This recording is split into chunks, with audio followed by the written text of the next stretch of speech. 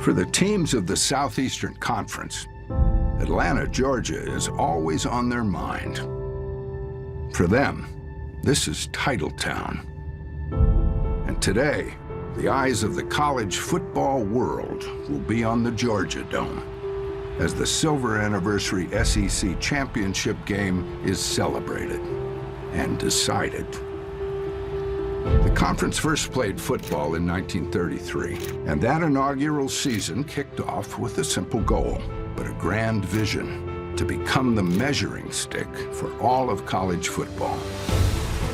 For the next 6 decades, from a foundation of grit and unrivaled passion, propelled by legendary players and iconic coaches, the SEC raised the bar for gridiron excellence. Victory is in the SEC's DNA. Resting on laurels is not. So in 1992, the league ignited a revolution. The first football conference championship game was the brainchild of Commissioner Roy Kramer, and it changed the sport forever. The Southeastern Conference Championship game, matching Alabama and Florida. The inaugural title game saw the old guard Crimson Tide of Alabama matched against the new wave Florida Gators. The Tide rolled to victory that historic day, but then the Gators devoured the league for most of the next decade. Now, a quarter of a century later, the past is a prologue to another duel between storied rivals. Bama, led by an old-school coach who embraces the process and the currents of innovation as he chases history. Florida, once more the upstart, looking to stem the tide. But this time, they're the team with the throwback approach. Surely it's only fitting that against this grand 25th anniversary backdrop, Alabama and Florida meet yet again for the championship of the SEC.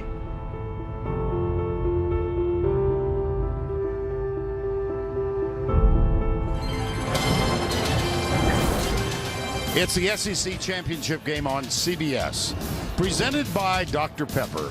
Out of the West, top-ranked Alabama, undefeated for the year. Out of the East, the Gators of Florida, 8-3, as these two teams meet once again in the 25th SEC Championship game. It all began in 1992. Hi, everybody. Vern Lundquist and Gary Danielson. We are here for the final time. I'm going to get through this. I promise you that. What are you looking for in this one? Well, you know, it's a big mismatch. At least everybody says that. But as a player, I got to say, you know, I played in tons of games. A big underdog. I never went into a game thinking I was going to lose a game. I also was wrong a lot in a lot of games. But I've broadcasted one of these before. Oklahoma in 2003 in a Big 12 championship was supposed to be an unbeatable team. Kansas State knocked them off. There's no unbeatable team in college football. Well, Alabama has been on top all year long, undefeated. What do they bring to this dance that makes them so optimistically the favorite? You got it. They just got greatness wherever you look. I mean, you can just close your eyes, pick out a player, and grab a star. Whether it's a defensive lineman, a wide receiver, Calvin Ridley, or Darius Stewart, Jonathan Allen, they are mismatches all over the field, and they can take advantage of any weakness you have.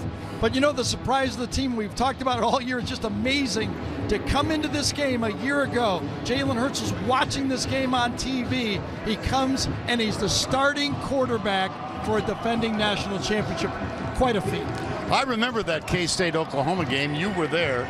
We were right here. Now, Florida's a prohibitive underdog. Is there a path for them to win this? Well, they've got some stars, too. They've got a legitimate defense, and I think their stars have to come through. They're playmakers. Jalen Tabor will make plays. He's confident. He loves to be on that island. And the other guy on the other side, Quincy Wilson, is just a half notch below.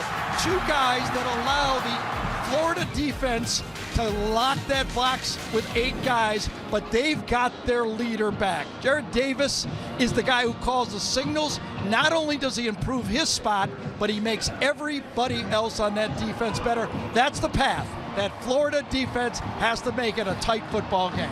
9th time these two have met in the SEC championship game. It's 4-4. Rubber match coming up. Back in Atlanta, Alabama against Florida. SEC title on the line.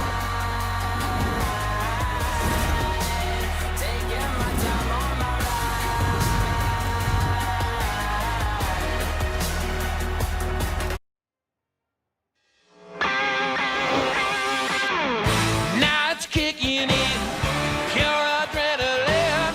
No one's ever been well. That's the standard.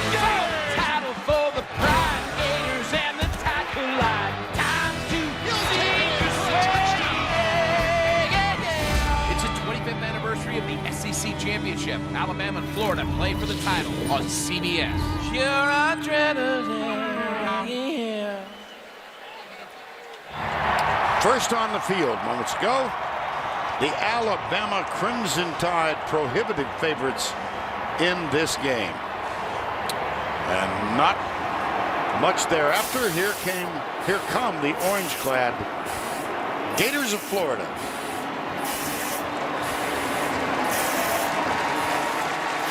And moments ago, in the middle of the field, on your left, Steve Spurrier. In the middle, Roy Kramer.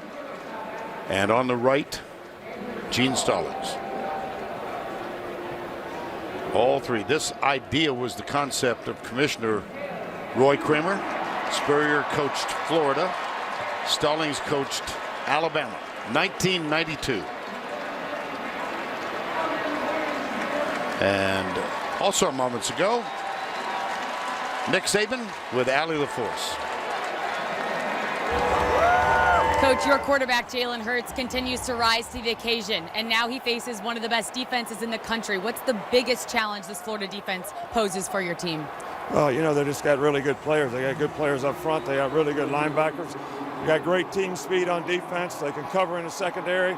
So everybody's going to have to do their job and execute, play well for the quarterback, and he's going to have to make good decisions to play well himself.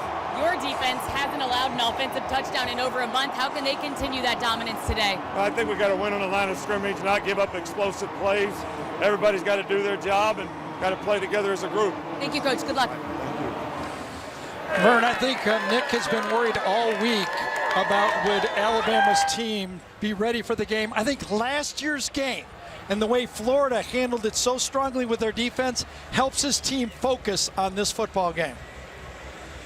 Well, in his second year as the head coach at Florida, moments ago, Jim McElwain, again with Allie LaForce. Coach, we've seen defenses force Jalen Hurts into turnovers early in games all season long. How can your defense take him out of his comfort zone early in this game? Well, big thing we got to do is we got to keep him in the pocket. When we get someone there, we've got to be everybody get around the ball, and that's what it's got to be. Last year's SEC championship game against Alabama didn't end the way you would have liked it. Why will this year be different? You know what? These guys got it figured out. They've been here. They know what to do. They're excited to be here. And you know what? They know that there's not a better place to be on the first weekend of December than in Atlanta. You always have that great perspective. Thanks, Coach. All right, thanks. Good luck. I think the best thing going for Jim McElwain in this game is his Florida Gator team does not back up. They believe. Doesn't matter what we believe. They believe they can win today.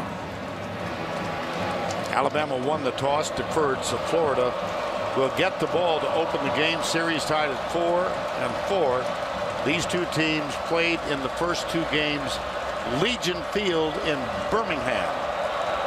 They also played in 2008 and 2009, and here they are again, back-to-back meetings, and this one bounces at the 15 and is returned all the way out to the 35. It's Mark Thompson. Took it on one hop. And let's introduce you to the Dr. Pepper starting lineups, beginning with the quarterback. Here's Austin Appleby. Well, you go from Purdue to the biggest stage there is in football. I think Austin Appleby cannot wait to play this football game. He's been in college football for 6 years, waiting for a game like this. It's as tough as can be, but what the heck? Nobody said it would be easy. Graduate transfer from Purdue.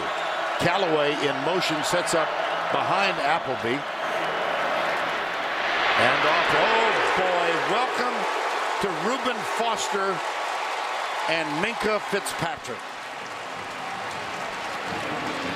When this play started out, it looked and appeared pretty sure that they'd get the corner. And then Minkah Fitzpatrick hits it head on, and Reuben Foster dodges. There was nowhere for the back to go on the play. Jordan Scarlett. Now we've got Scarlett in the backfield, 3 wides to the right and 1 to the left. Defenders lay off on this near side. They'll try Scarlett, nothing. Deron Payne.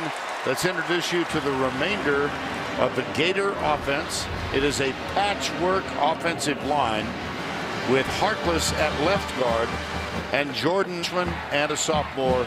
We will keep our eye on how well they do. Yeah, major concern is TJ McCoy, number 59, the freshman at center. He's going to have a tough matchup all day at that spot. 3rd down 9.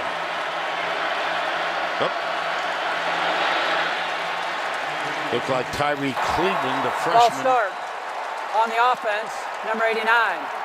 5-yard penalty, 3rd down. That cost him 5. And let's introduce you to the Alabama defense. About as good as it gets in college football. Tony Brown, ejected last week for targeting, sat out the second half, so he is back. He is the nickel back now as Minkah Fitzpatrick moved over to strong safety to replace the injured All-American Eddie Jackson. 3rd and 13. 3 down, actually only 2. They bring 3. Here comes Tim Williams. The pass is caught. Callaway at the 50. That'll give you a little life. Well, the best news for this Florida team is that the quarterback had time to throw. Just a 3-man rush. Very surprised by that first call. It allowed Appleby to double pump, and then Callaway, wasn't a perfect throw, but good enough. Marlon Humphrey is not in the lineup. Another defensive back for Alabama. Humphrey hurt that hamstring a week ago, so they have to move Fitzpatrick back to corner. Sidearm. It's caught out of bounds after a 4-yard gain. That's Brandon Powell. And Reuben Foster. Here's Marlon Humphrey. He tried to practice on Monday and Tuesday, but watching them warm up yesterday, he did warm up, went through the walkthrough, but so did Minkah Fitzpatrick take all of the snaps yesterday in a walkthrough at corner. Minkah will go to right corner for the defense, and they'll move Anthony Averett over to the left side in Humphrey's spot. 2nd down 6. Play action. Appleby flushed, sidearms it, incomplete, threw it away. 3rd down. No matter how competitive you are as a quarterback, and you don't get a major college scholarship at quarterback if you're not a competitive guy, you have to understand that this is a win against Alabama. You have to avoid those 10-yard losses and turnovers. Alabama feasts on those plays. 2nd, 3rd down of this possession. On the last one, they got a 17-yard pass and catch. Brandon Powell in the backfield.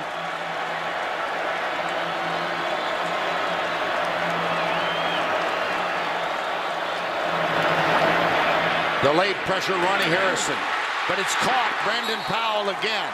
Appleby with a terrific job of standing up. Yeah, well-designed play. As you look at Ronnie Harrison here, the blitzing safety linebacker, he plays in the linebacker position. They sneak him out of the backfield right here. Watch this. Nobody there for Alabama. And again, remember Alabama, now with the injuries, they're forced to play more new people. And as Harrison jumps, he actually runs into his own guy. Yeah. Rashaan Evans was the other player, and here's Ronnie Harrison, such a terrific part of this Crimson Tide defense. Timeout.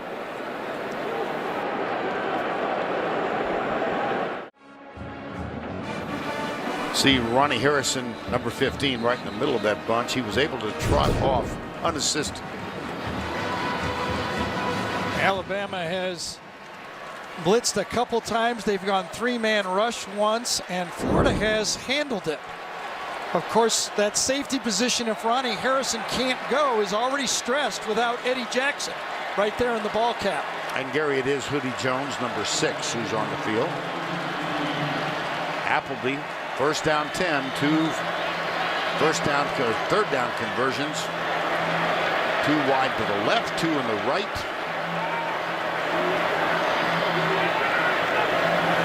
Four-man rush this time. Right side, Appleby on the mark again. That's DeAndre Goolsby, tight end number 30, with his 30th catch of the year. I think those first couple running plays that were stopped so significantly by Alabama has forced Doug Nussmeier to say, we need to try to move the ball with the pass first, and maybe we can come back to the run later. Second down 6. Wildcat. Yep. Nope, up under center. Oh, I'm sorry, my fault. Saw the shift. Jordan Scarlett. I'm so used to shotgun nowadays. When the quarterback goes under center, I can't find him. Especially when the orange uniforms don't make it easy. Yeah, just it is tough sledding. You know, if you can scratch out, 75 yards rushing against this team in a game, you're going to think it's a big win. They are averaging, the defense that is, yielding 69 yards per game. That by far is number 1 in the country. Third down 6. Florida is 2 of 2 on third down conversions. They'll spread them out again. Goolsby comes in tight now. Blitz threatened, blitz coming. Appleby, good protection, deep, man open, caught, spin move. It's Antonio Callaway.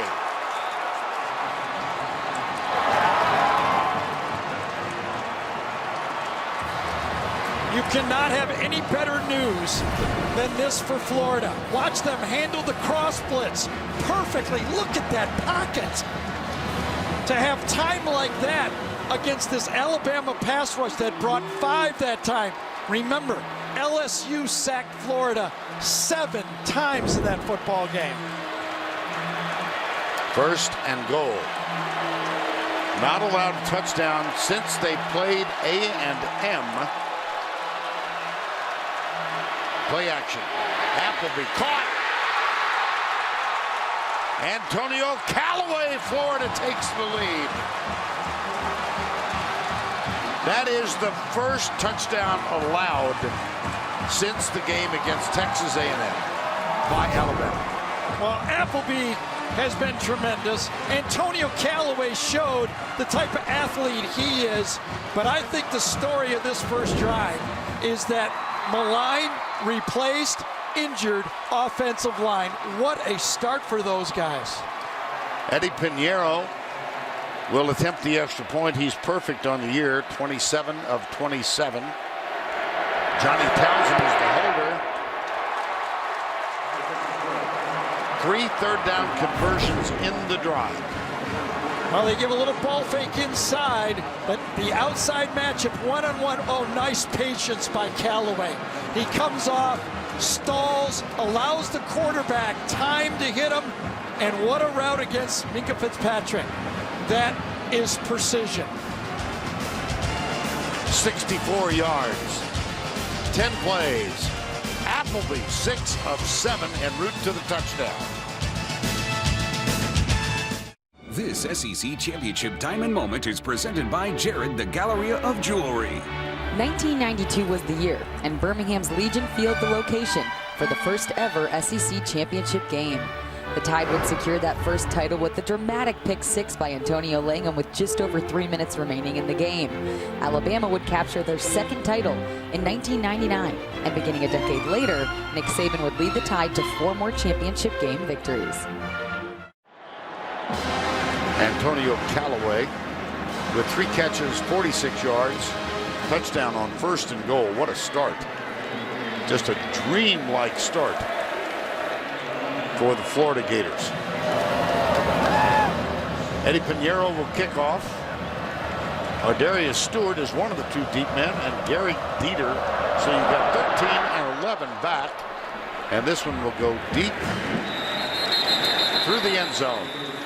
Vern, we talked about the offensive line, but on this play also, a snap, a quick snap, caught Alabama trying to disguise the coverage. Mika Fitzpatrick is coming up one direction, and then the route is run right as he plants his feet. Watch again, Callaway delays and again beats Mika Fitzpatrick. Remember, Fitzpatrick has just played 4 games at safety. Now he comes back to corner, a little rusty. And because of that rust, it's 7-0. And now this is Florida's strength, their defensive team. And Jalen Hurts will open at quarterback, the freshman. Damian Harris is the opening running back. 7-0 with 9:51 to go. Opening quarter. O.J. Howard sets up to the left side. Fumble. That's 6 fumbles this year by the freshman quarterback. You can see him signal that the ball was to his right on the snap. He expected it right at the numbers, just off a bit, took his eyes off it. He was probably going to hand that ball to Stewart on the play. And another little miscue. Remember how badly Alabama started last week's game in the first half. Right side out of the backfield, Joshua Jacobs. And let's introduce you to the Dr. Pepper starting lineups. We begin with the freshman quarterback, Jalen Hurts. Had a brilliant freshman season, but turnovers have been a problem. Not only fumbling, but he's also thrown 9 interceptions. Under 9 to go, opening quarter, 3rd down, 14. How safe do they protect their quarterback? Being chased, tries to get around the corner, caught and dropped. Marcel Harris, number 26. You have to believe that Gator defense getting extra juice. They've actually saw their offense score some points. That brings on J.K. Scott, 48-yard average this year. Antonio Callaway, who in his career has a couple of touchdowns on punt returns. He's been average on his number of yards gained with the punt return, but boy, He had one last year in this game for a touchdown. Yes, he did. Callaway, here's J.K. Scott. High, not terribly deep, and it bounces out of bounds. And Florida gets the ball again. That's a 46-yard punt. That's a new definition of not so far. That's pretty good. Greg Gumbel and Trent Green coming off the field a moment ago. Jared Davis. You think they're sick of hearing they can't win? Yeah. Well, you did spend a little time in practice. I did. In Gainesville this week. He was so down. Jared Davis loves to play so much. He was so down in the dumps about not being able to play. He just relished in the opportunity to finish his career in this football game. Ronnie Harrison back on the field for the Crimson Tide. Jared Davis out the last 3 games. Here's Callaway. Terrific start for him this afternoon. Play action. Whoop. Watch out. Intercepted. Picked off at the 47 by Sean Dion Hamilton. Lateral. Hamilton. Nope.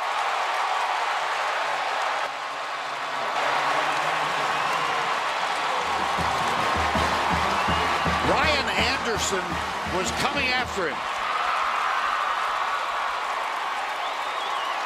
Sometimes early success can give you confidence to try something you should not do. It's first down. They're trying to get the boot out here. It's covered well in the flat. If you don't have it, throw it away on first down. Just get rid of it. Covered in the flat, and then Appleby tries to make a hero throw. Hero throws are tough against this defense. There's so many great athletes. Actually, when Hamilton gets it, I thought he might score. Yeah. And Appleby had success early, and he got brave. 40-yard return off the pick. 3 to the wide left. Jalen Hurts is caught and dropped. Chauncey Gardner with the tackle, 23. The Alabama Verizon Red Zone offense, 60%, just under the national average. They've been here a lot. One of the guys that Florida is really counting on to have a game is Chauncey Gardner. He's playing for Marcus May. They're really, I think, maybe one of the best safeties in all of college football, not playing in this game.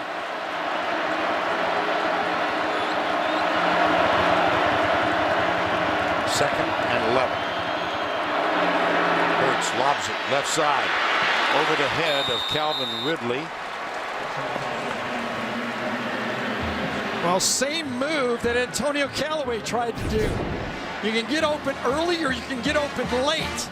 And Ridley tried to make a few moves to Quincy Wilson at the line of scrimmage, and that threw off the timing with Jalen Hurts and made it an overthrow. Third down, 11. Trailing by 7. Alabama. Hurts. Ardarius Stewart is top of the screen. No safety in the middle of the field.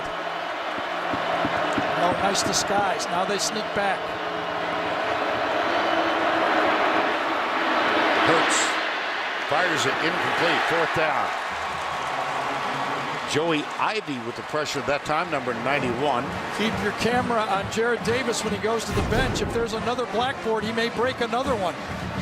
To get a stop here after the turnover. Great defense on every play and forces a poor throw.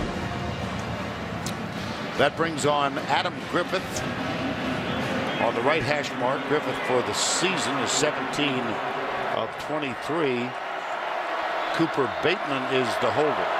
Florida's taking a timeout. I wonder if they have too many men on the field or not enough. They did get a timeout. Yep. Before the kick, timeout, Florida. Maybe the coaches miscount, because I looked at it, I thought it looked like 11. There's 4 down here, 4 in the middle, and 3 other guys. That's 11. But the coaches were panicking on the sideline.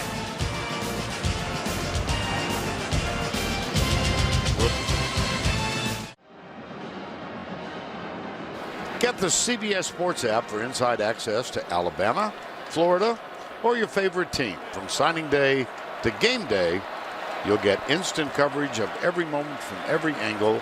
Download the CBS Sports app today. One more thought about that last play. Perhaps McElwain suspected a fake field goal. Noticed somebody on Alabama that maybe wasn't in their usual spot. He's willing to concede 3. He does not want to give up 7 after the great stand by his defense. So 4th and 11. Again, the holder is Cooper Bateman, the backup quarterback. The snapper is Cole Mazza in his 4th straight year as the snapper, deep snapper for the Crimson Tide. And Adam Griffith. And O.J. Howard is lined up right there. So there's a lot of people on the field that can handle the ball. Yep. Knocks it through. And after the 40-yard interception off the arm of Appleby gave Alabama terrific field position, they have to settle for 3. Florida gets the ball when we return.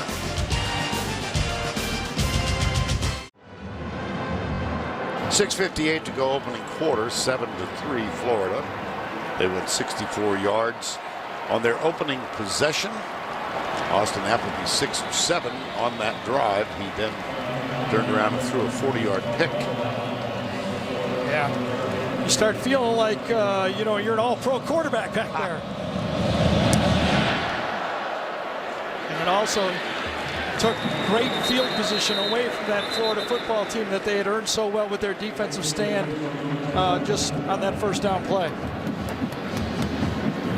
Well, we will know tomorrow Yes. which 4 teams are in the playoffs. We have a question for everybody, though. And here's the scenario. If Clemson and Penn State win, we're assuming Alabama's in there. Don't tell Nick we're assuming that. Okay? Which team should not make the college playoff? Clemson, Washington, Big Ten champ Penn State, or second place Ohio State? That's really the crux of the argument. And we invite you to go to facebook.com, the SEC on CBS, if you'd like to cast a ballot. Left side, LaMichael Pirine. Jim McElwain telling us yesterday he wants to play Pirine, brother, of course, a star at Oklahoma. And Pirine showing a lot of promise in his freshman year. That was a 7-yard gain at 2nd down and 3 from the 32. Jim McElwain, I think most of you know, spent 4 years as Nick Saban's offensive coordinator before he got the head coaching job at Colorado State. 2nd down 3. Appleby. Brendan Powell with the catch again. 2009 Crimson Tide. There's Nick in the middle, Jim McElwain on the right. 2011, same pair. I remember in one of our conversations he said, how about this? 4 years as Nick's offensive coordinator. Might be a new record. Levi Wallace is now in the game at corner, number 39. Again, the stress on this Alabama defense, a couple nicks, and all of a sudden injuries, not Nick Saban's, a couple injuries, you got to play new players. Out to the right, Callaway again gets a great block. Oh, it was a great hold. A flag is down. No wonder he went down so quickly. Yeah, I think the block by Brandon Powell was good. I think it was Cleveland that had the hold on the outside, number 89. Gotcha. Holding, offense, number 89. 10-yard penalty, first down. Well, how about these missing players in the secondary? Well, remember when Nick Saban made such a big deal out of Maurice Smith transferring? He said, things could start to tumble downhill, and it could be a problem. We've got a lot of good football players, but our number ones are our number ones for a reason. And now Alabama's having to reach into their bench and play football players that don't get a lot of reps. And he talked to us about that yesterday, didn't he? Yes. About how he separates his number ones, and they get almost all the practice time. First down 20. Appleby with time. Intercepted again. This is Minkah Fitzpatrick at the 20. Fitzpatrick, he will score!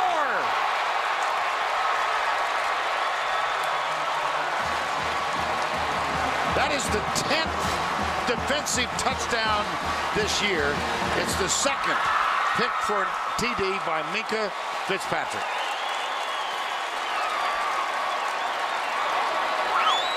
This is a tough one for Austin Appleby. Not bad protection. A very poor throw again. It's going to go right here. Crossing route into the inside. And he just doesn't hit his target. Nobody in his way. He throws that ball about 4 to 5 yards behind the receiver. Now, I guess there could be a miscommunication. Receiver's supposed to hook, but that's as bad as you can do. You give Alabama a touchdown. We've seen this all year.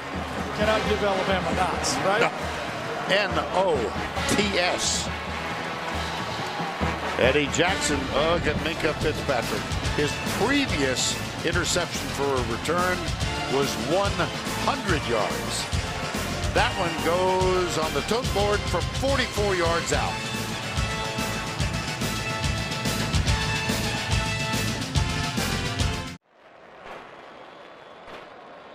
See Appleby chatting with the injured linebacker, Alex Anzalone. 2 picks, last 2 possessions.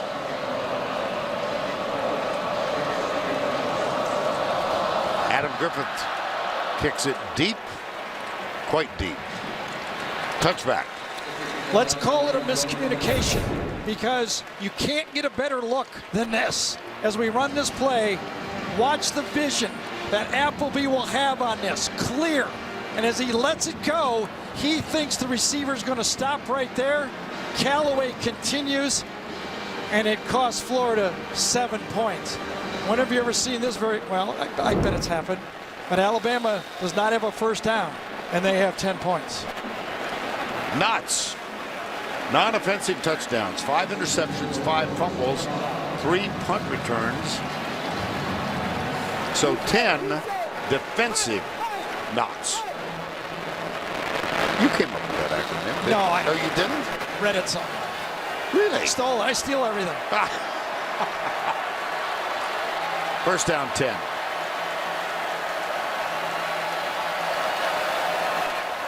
Try it on the ground again. LaMichael Pirine. And let's go back to Brent Stover in the studio. Good to have you with us. It's not like you can play safe against Alabama. You're not just going to be able to run the ball between the tackles. No. Longest run so far, and we're in the first quarter, 7 yards. Brandon Powell breaks the tackle of Ronnie Harrison.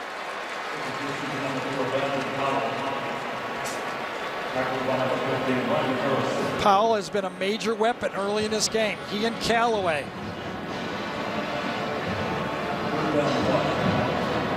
Luke Del Rio started the season as the starter. He's out. Played only 6 games, injured. Ironically, Luke started his collegiate career as a walk-on at Alabama. Son of Jack Del Rio. There's another nothing play. Jordan Scarlett with that one. Well, when McElwain came here, he knew the story that since Tim Tebow, it has been problems at quarterback. They have not gotten that guy that they can hand the ball to and say, score some points.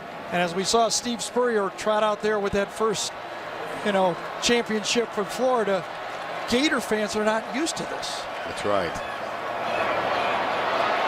Got him. Whoa, did they get him? And who else? Number 10, Reuben Foster.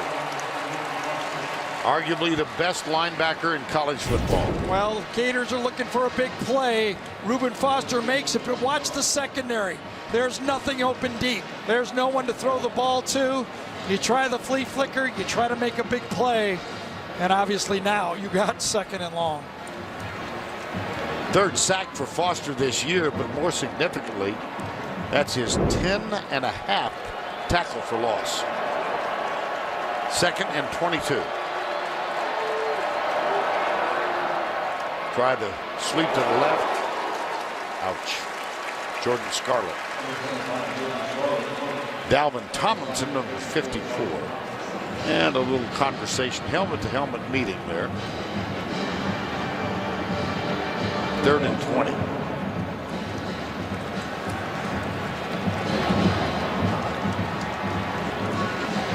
See what Jeremy Pruitt dials up defensively here, or probably more appropriately, Nick Saban. Well, I think Nick will let him have this 3rd and 20. Okay.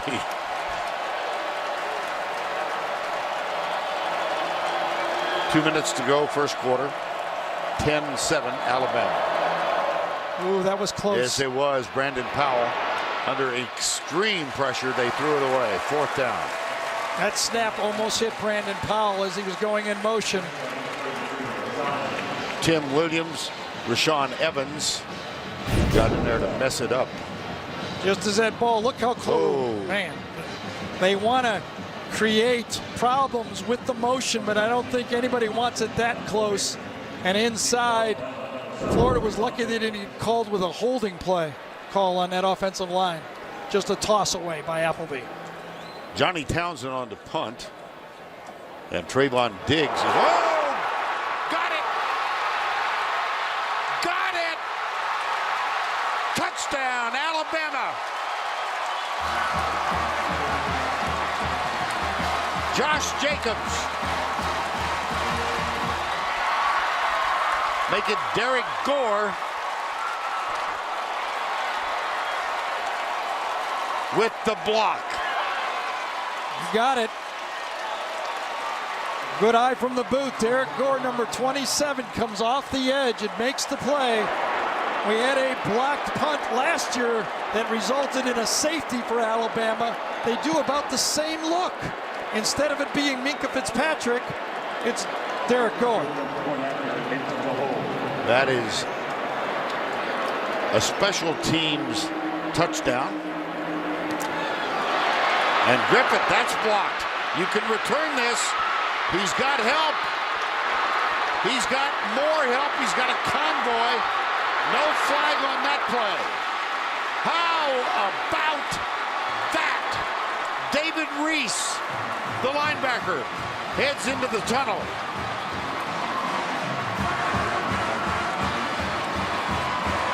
It was blocked by Jabari Zuniga. Well, we've had a little bit of everything early on here. Absolutely. Let's start with the blocked extra point.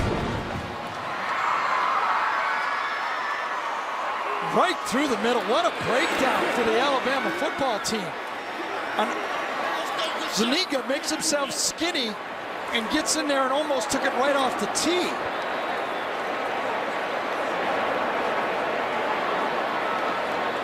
Well, this all started here. There's Gore coming. Gore with the block. Yep. From the right side of the punter, the left side for the Alabama defense. And again, the Florida defense is saying, just let us handle it. We'll be fine if we can just play defense. David Reese. Gore got the block punt, and that led to a touchdown. Zuniga got the blocked extra point, and that led to a two-point play. The new fashioned way. It was, but 17-7 is a lot different than 16-9. A 7-point game instead of a 10-point game. That is a huge play. This will be returned at the 10, out to the 25. Chris Thompson, number 85. I mean, when you get these touchdowns, returns, interceptions, or block punts, one more look at the block field, but just see the arm over inside. What you do is make yourself skinny, turn those shoulders. And Jabari Zuniga did a perfect technique.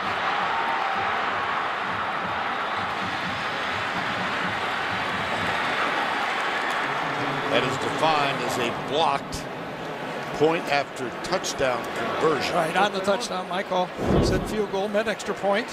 But wow, what a turnaround. 1:38 to go, first quarter.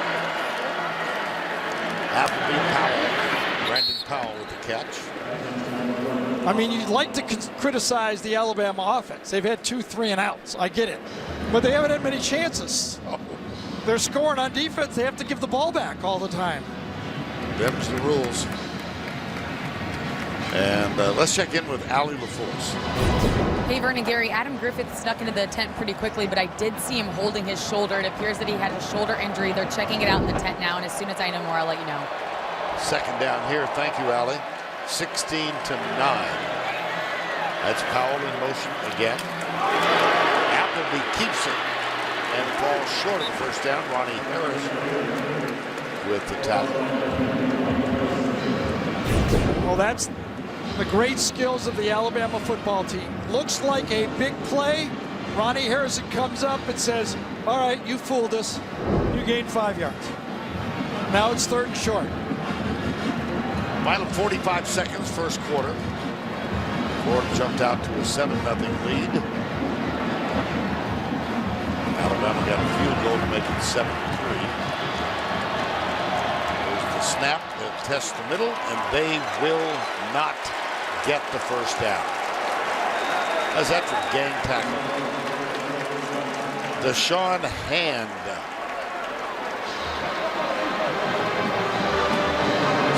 -7 total yards. That looks like a misprint. Defense, 2 interceptions. Special teams, a blocked punt. Return for a touchdown. Well, theoretically, their offense is going to get another chance here, but we'll see.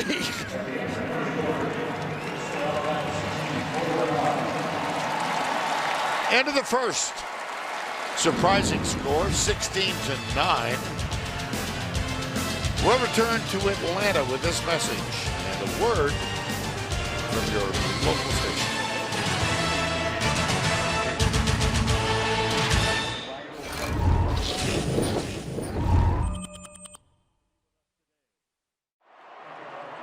Adam Griffith just emerging from the tent, testing his shoulder. That roar, by the way, is the introduction of MVPs from the previous 25 years. So after the blocked extra point, Adam Griffith gets shoved and falls on his left elbow, and maybe, you know, that popped the shoulder, because as he kicks here, you can see right away he feels that shoulder blade. Let's go to Allie LaForce. Vernon, Gary, from what I can see, it is his left shoulder. They're taping it up and having him do some shoulder movements to see if he has any mobility with the tape on it. All right. The MVPs are on the field. Promise you this, the 2 biggest roars came from Peyton Manning to the left and Tim Tebow a little to his left. And Jason Campbell, who was the MVP, yeah, that wasn't fair. That, these Alabama fans went crazy booing him.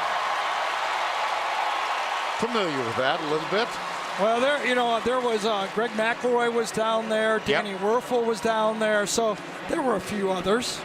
But I do agree, it's not good to be Auburn today. That might not be a good idea. No, not at all. I had a chance to chat with Steve Spurrier last night. He said one of the pleasures of coming to this event was his chance to talk with Terry Dean, who was the most valuable player in the very first SEC championship game played in Birmingham. Well, impressions so far. Well, I was anticipating that I would say such great news for Florida. Their offensive line is blocking. Appleby got started. They score a touchdown. Their defense gets 3 and outs. And then that Alabama special teams and defense that has been such a big part of the team has basically taken over the game. And now you wonder, you know, for Alabama, they just catch their second win now. It's a scary time for the Florida football team. When's the last time you saw an Alabama team -7 yards on offense and 16 points?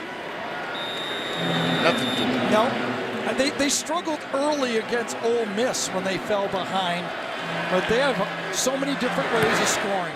This is a beautiful punt by Johnny Townsend. Fair catch called at the 11 by Trayvon Diggs. Well, this Florida defense has been just brutalized by injuries. There's the starters, and one by one, they went.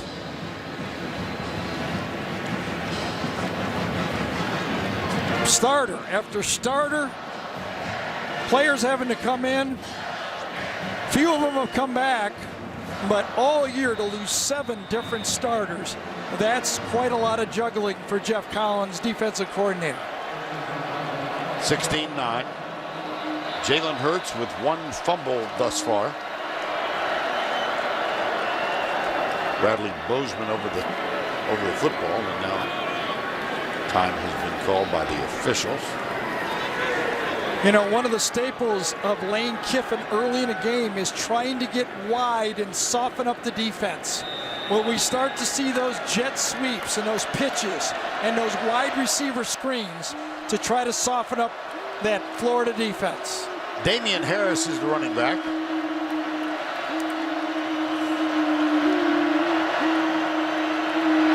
Ridley. Not a lot. Well, they tried it, but it was stopped.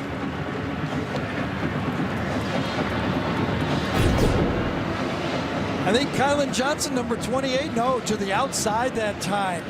Polite, number 99, makes the play and turns it inside.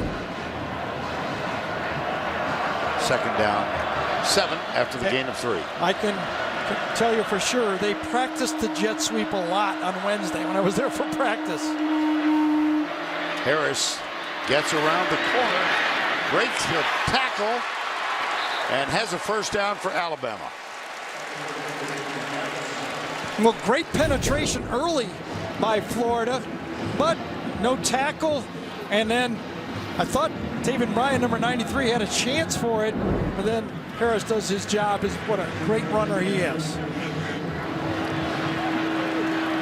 5'11", 224-pound sophomore. First and 10, 16-9. Early moment, second quarter. Hurts.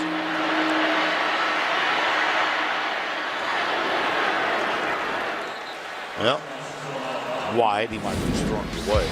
Well, when you're Jalen Hurts, one of the first things you have to understand is you're going to handle the ball a lot. You cannot make mistakes. He started out slow last week, settled down, and found his groove. He knows he's got a great defense.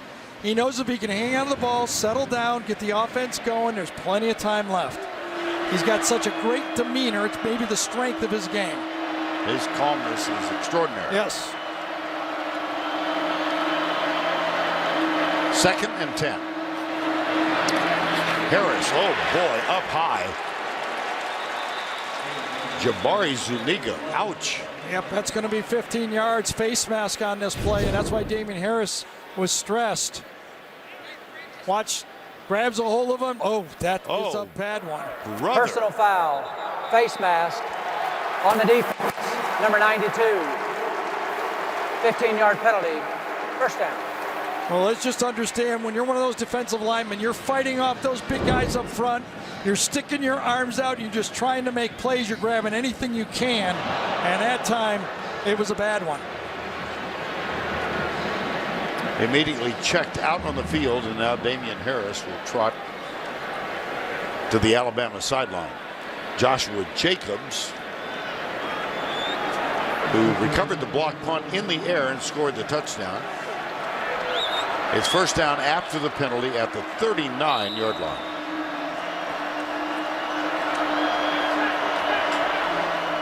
Jacobs unsure exactly where he was to line up. Here comes the jet sweep. They go back to the left side. There's Cam Robinson with a block. This is Calvin Ridley. Foot race. Back to the left. Down, first and goal. Marcel Harris caught up to him. What a beautifully designed play. Timed out so well. Great patience to really get Florida to bite. Watch all the movement here a little bit, and then a throwback. Cam Robinson gets a block, and then Calvin Ridley shows in space. Very tough to handle him. Up the middle, Jacobs. Down to the 4. No doubt, Lane Kiffin's signature on offense is keeping the defense off balance by forcing them to defend the 53-yard wide field. It's the biggest impact he's had on this Alabama offense in his 3 years. On second and goal. Ride it. Fly it. Caught and dropped at the 6. I hope you watched the pregame show, because Rick Neuheisel drew up this RPO. That's exactly what it was. The quarterback had the option of either handing the ball off to the running back or hitting the guy in the flat. This time Jalen Hurts says he's going to throw it. Should have handed it off. Lane is going, bad read. Oh, dear. We've seen that gesture before. Should have handed the ball off. He had him. Yeah. Third and goal. Bo Scarborough, who has become a load at running back. Hurts still has it. Being chased. Fires it. Caught. Touchdown. Garrett Dieter. Graduate transfer from Bowling Green. 2 weeks ago, Garrett Dieter had a great line of stats. He caught 3 passes for 1 yard and 2 touchdowns. I guess he gets the ball near the goal line. Adam Griffith is on the field to try the extra point. Dieter with 94 catches last year.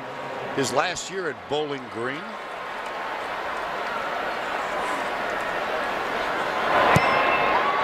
And that gives me a segue. Among those who attended Bowling Green, who's present here today, Olympic figure skating gold medalist Scott Hamilton. Your partner. Yeah. There he is. There Great it to is. have him. Crossing route right there. Nice touch by Jalen. Feathers it right in there on third down. The big play was the wide receiver screen. There was a lot of good in that drive, and now Alabama served notice. They're ready to play offense 2. Brent Stover in New York with his Heisman Watch, presented by the new Nissan Titan. Jake Browning, not a big stat line last night, but this one of his 2 touchdown throws in leading Washington to their first Pac-12 title since 2000. Baker Mayfield throws for 288 and 3 scores in winning the Big 12 title today. Deshaun Watson goes later in the ACC, guys. All right, Brent, thank you. We got a list of Heisman candidates. And I think it's open again. I don't think there's any lock on this thing. Deshaun Watson could have a tremendous game tonight and come from nowhere and steal it. That is allowed to go through the end zone. Sometimes you have a good call, and sometimes you have a good call at the right time. Corner blitz on the play allows Ridley to catch it, Cam Robinson to go after Chauncey Gardner, the safety, and that's why it was so open. When you're trying to make plays with defensive calls, sometimes it's a gamble. They got caught in a bad one there. There's Ridley. Came into the game with 63 catches for the year. He's got 3 in this ball game. Just under 12 to go first half. The Florida defense needs a little rest here. A couple first downs. Right side, connected. Randy Powell. Tony Brown also there to help.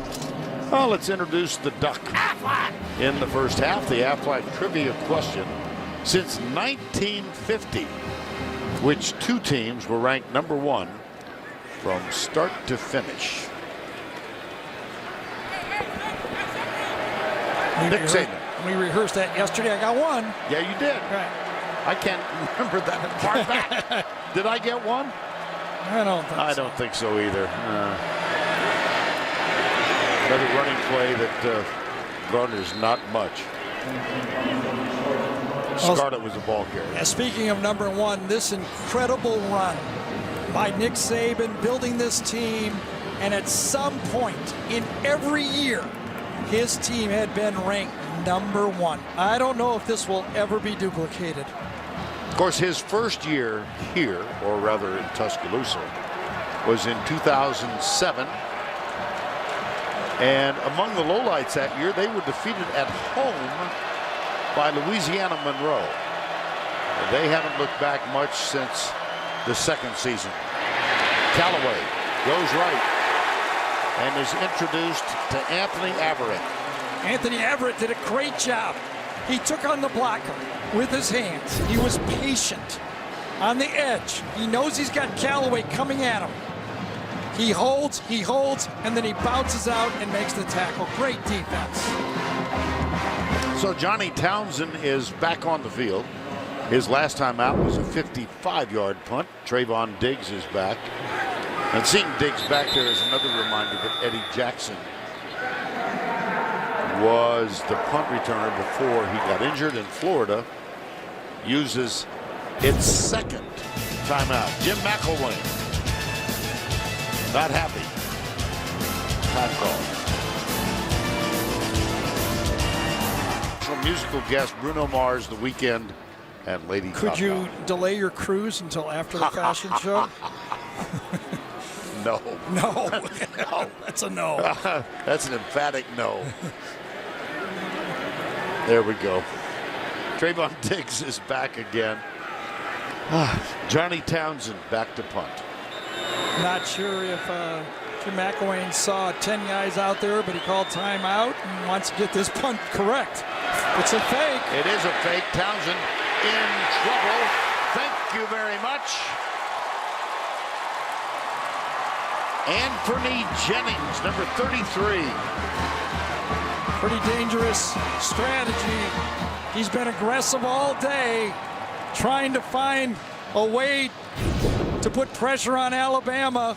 This might been, obviously now, but that's a pretty tough call after a timeout to go fake.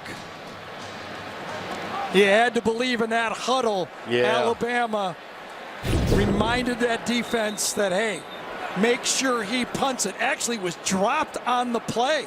It was supposed to go inside, and it was dropped. The snap was just a little bit high, and Cam Stewart, a backup tight end, dropped the snap, the direct snap on the play. First down 10. Hurts dropped. Speaking of, O.J. Howard. That seemed to be catchable. Little behind him. Not sure exactly, just looking at that play again on my ISO, not sure exactly who dropped it for Florida on that play, but it was definitely going inside. Might have been Taven Bryan. Yes, it was. 93. Second down. Ridley comes near side, number 3, in the slot. Hurts rolls out, being chased, incomplete. Intended for Miller Forrestall, number 87. One of the things that Florida was very confident about is that with Jarrad Davis back, calling the defenses, it was going to make the rest of the defense better, especially David Reese, number 33. Reese had been, as a freshman, having to call all the plays and play. They felt he would be much improved, meaning that Davis would make both linebacker positions much better in this game. On 3rd and 10, 3 wides to the left. And you can see him directing everybody right there. Yep. Darius Stewart is the right side wide receiver. Hurts. Oh, dangerous.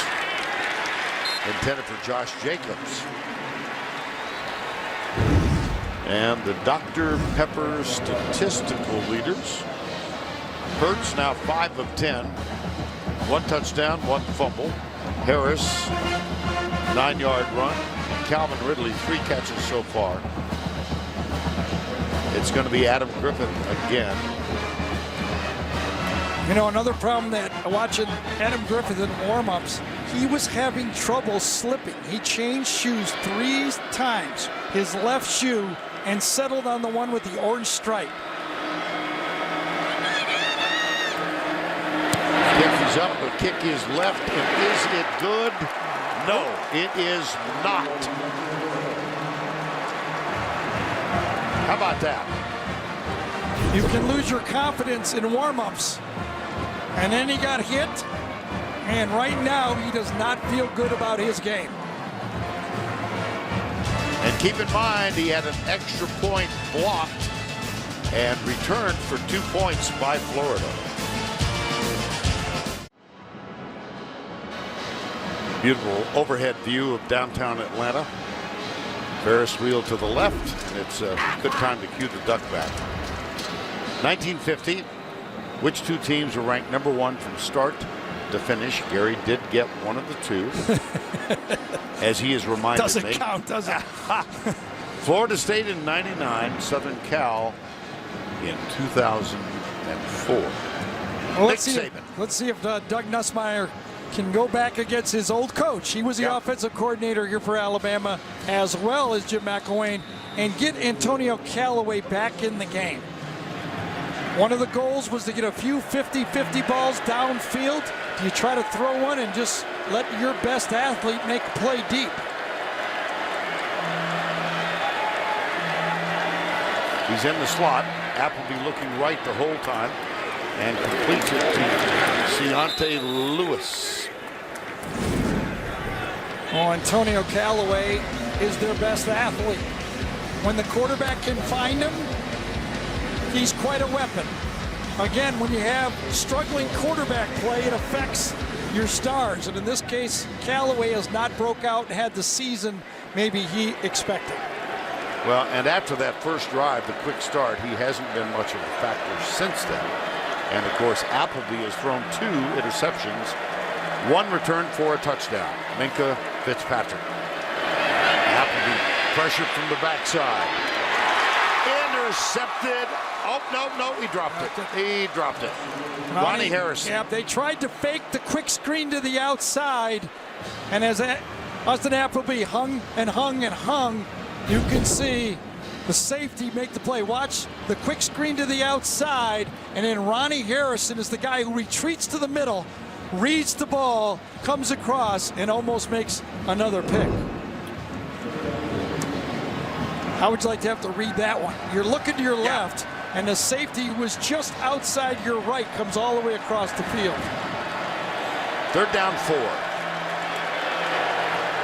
Brandon Powell sets up alongside Appleby.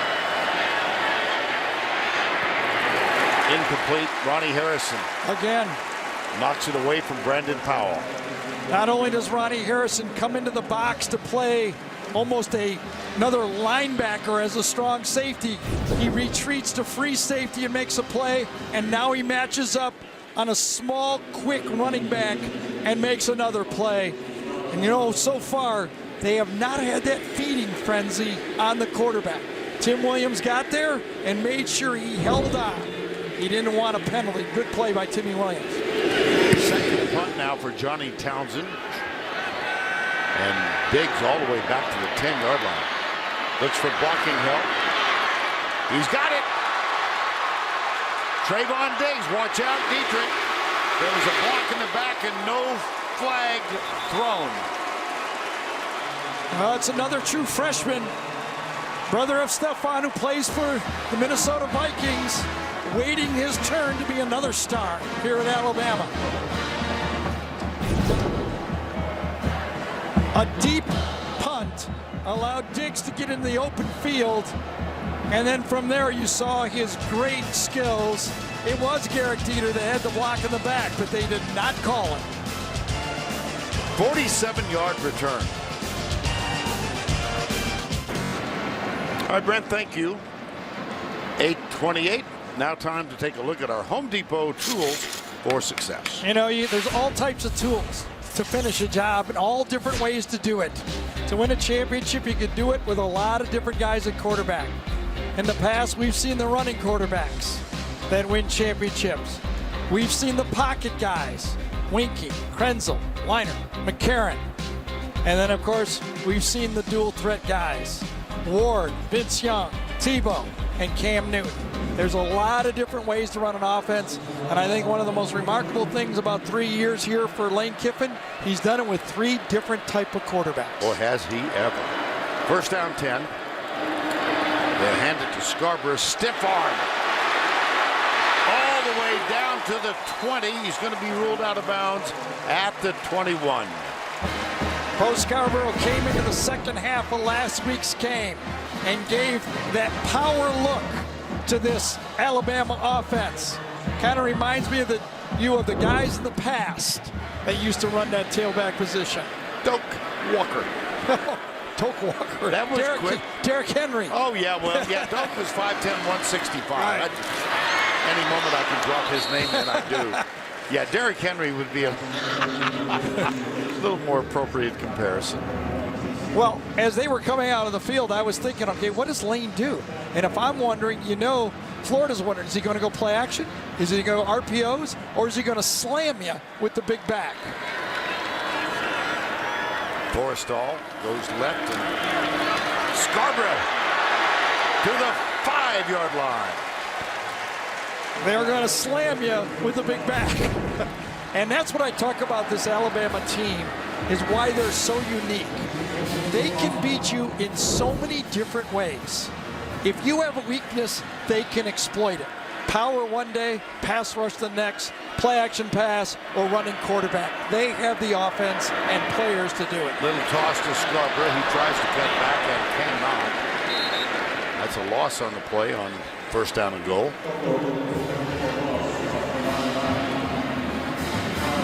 Chauncey Gardner, the second man through. Alabama's red zone, 1 of 2 trips today. 1 touchdown, 1 field goal. Good substitution by Florida. Alabama substitutes. You see the official holding over the ball. Allows Florida to bring in 4 fresh bodies on the defensive line. Joshua Jacobs is a running back now. Hurts. Incomplete. Intended for Jacobs. Jared Davis was defending and defending well. See him throw his hands up. I didn't touch him. Davis had the play stopped early, and he had the play stopped late. The ball, he was covered in the flat, and when Jacobs turned up, he had him covered deep. Great defense. Damian Harris is a very late add, and Joshua Jacobs comes off the field. Here's Harris, number 34. Calvin Ridley, as he usually is wide to the left.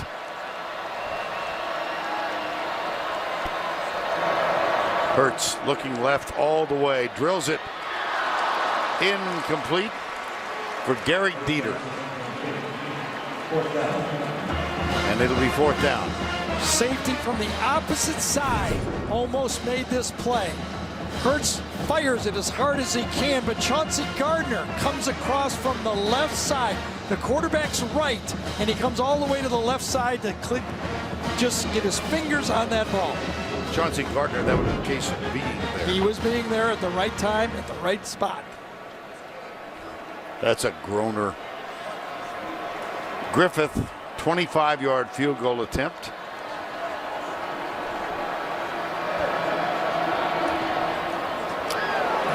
That was bad too. Yeah. I tell you, he's psyched. It happened in warm-ups. When your kicker changes a shoe 3 times and then gets his extra point blocked, you know it's in his head. Another line drive. Yes. Never comfortable with that plant foot on that one. He was not comfortable.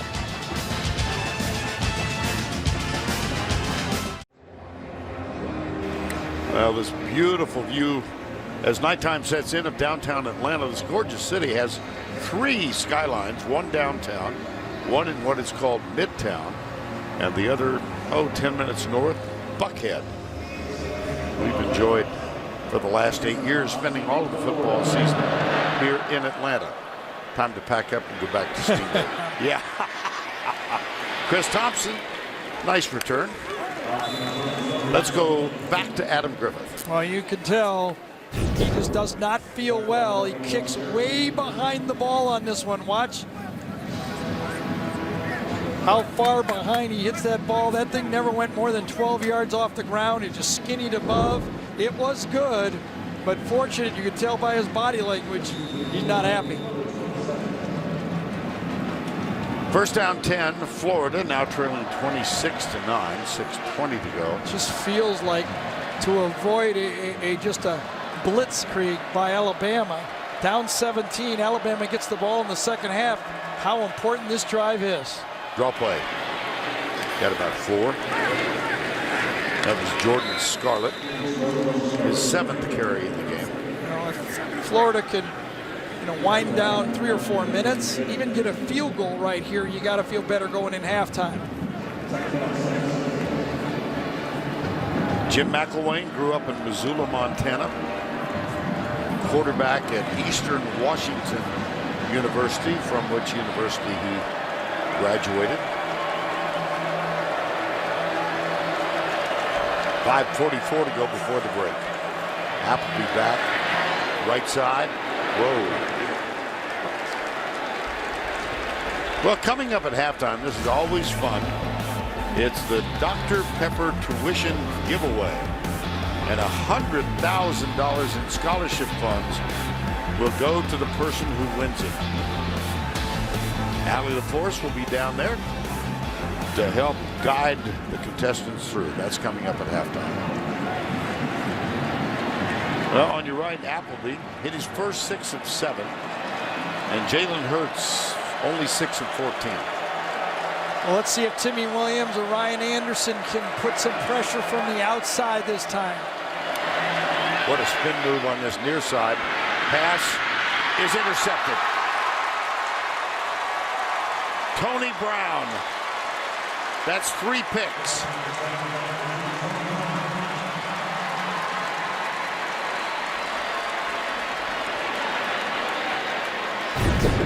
Tony Brown is matched up inside right there. So many times in and out of the doghouse for Alabama, but he's a 5-star football player, and you can see when the ball's in the air, what Nick Saban loves about his DBs. I want guys that can handle the ball. That's what I look for first. So Brown with the interception, and Alabama takes over at their own 38-yard line. That's a 50-50 ball that Florida is willing to live with. You know, they want an incompletion there. They don't obviously want an interception, but those are the ones they want to throw up and try to win. Jacobs to the 50-yard line. First down. Kylan Johnson with the tackle, a gain of 12.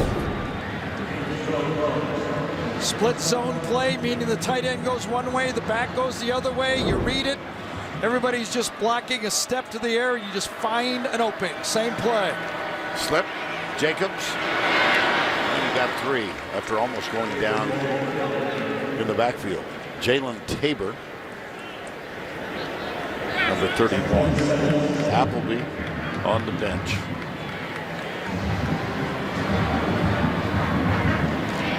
See O.J. Howard, number 88, go over there and line up. Such a great weapon. Nothing tonight. No. For a pass, but he's been blocking. Let's see if he gets involved here. Stewart right, Ridley left. Double tight end. And here goes Stewart. They fake the sweep. Hurts back. Goes for the shorter man. How about that? Nice call, Mr. Danielson. Well, the other day, Vern, I was coming down the elevator with a couple of Alabama fans. And they said, "Roll Tide." I said, "Okay." And then they also said, "Be nice to us." And I say, "How about if I say throw the ball to O.J. Howard?" They go, "Say it."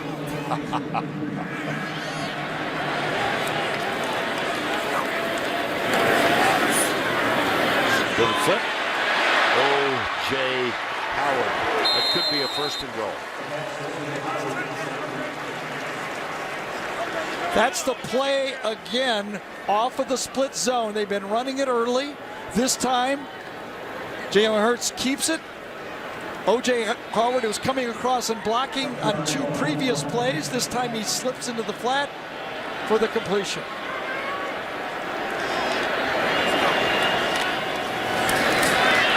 Jacobs.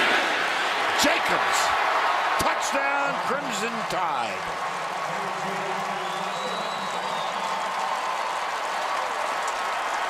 How about that drive?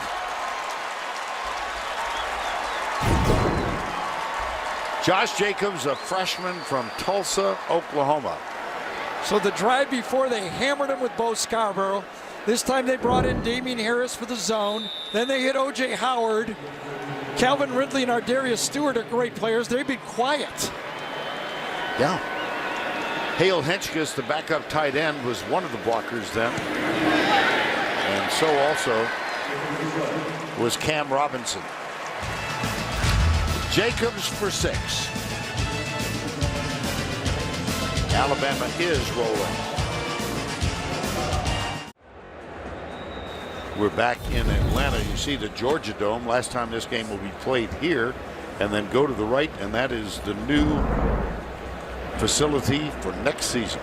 And the Geico halftime report coming up when we go to break. That geometrically designed new stadium, I'm going to date myself here, but it looks like something from Buckminster Fuller. Come on. Pass me on that one. Come on. You're on your own. Oh, I'm so disappointed. I said I was going to date myself.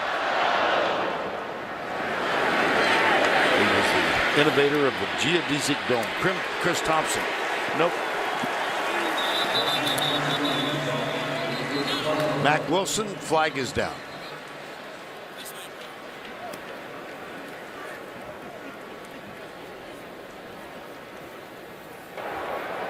During the return, illegal block in the back. On the return team, number 44, half the distance to the goal. First down. There's the new stadium, Mercedes-Benz Stadium, ready for occupancy next year. The Atlanta Falcons, and of course, the SEC Championship will be played in that facility. There's a lot of things I'm going to miss about Javern, but when you go back and give me a stadium, I don't know, not going to miss that. Oh, boy. This is not a list you'd like to join. Hey, you just got to discipline yourself. You got to look forward, and you got to accept the coaching, what you've done all week. Hello. Jordan Scarlett with that carry. One more look. We talk about so many stars. Here's another star, Cam Robinson, a 3-year starter at left tackle. Watch him reach and pin his guy inside. He's still blocking as the touchdown is made. We, get so mesmerized by all the stars on the edge. And they've got stars inside as well. Total yards on the ground for Florida now, 5. With 3:06 to go before the break. Appleby at the goal line. Nobody open. Fires it. Caught! DeAndre Goolsby, the tight end. And that gets him out of a deep hole. 22-yard catch. Believe me, when you're going against Alabama, you can feel that mental clock of that pass rush. Appleby feels that he's got time, he drifts out and makes a big first down. Now 12 of 20 after a 6 of 7 start. LaMichael Pirine in the Wildcat.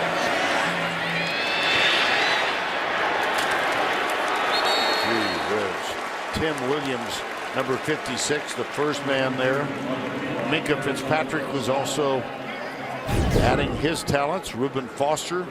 These guys here just get their hands on the offensive linemen. Look how open the linebackers. Hamilton is, and on the edge, Williams is. Nobody get to him. The inside defensive tackle eat up blocks and allows those linebackers to run and make plays. Second down, 11. They had 15 yards last year. Brandon Powell again in motion. Appleby back. Here comes Tim Williams. That catch is made by Callaway. Great throw. Right over the top of Reuben Foster. It's not easy. There's options there, but you have to be willing to take chances. Look at this throw. Just over the outreach hand of Reuben Foster. On that play, Jeremy Pruitt will tip his hat and say, hey, you can make that throw, you're going to complete the pass. 1:38 to go before the break. First down 10. Second consecutive conversion in this drive. Appleby back into the flat, caught, but not for much. Jordan Cronkrite and Reuben Foster flew out, tackled him almost immediately. Well, one of the best defenses, certainly in the country this year, but look at this. First in points per game, first in rushing yards per game, total yards per game.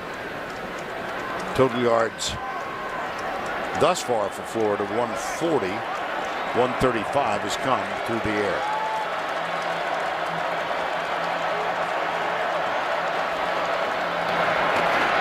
Come left, got it, Goolsby again. Oh, nice little move. And Tony Brown makes the tackle, but they get the ball all the way to the 37-yard line. That's Sean Dion Hamilton that time. He's pointing to his right knee on the play. Oh, boy. As he tries to stop on the move by Goolsby, you could see right away he felt that in his knee.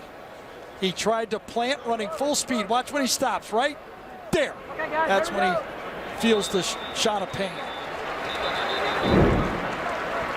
He's up at the 42-yard line. He is standing now. Will need assistance. That one doesn't look good. No.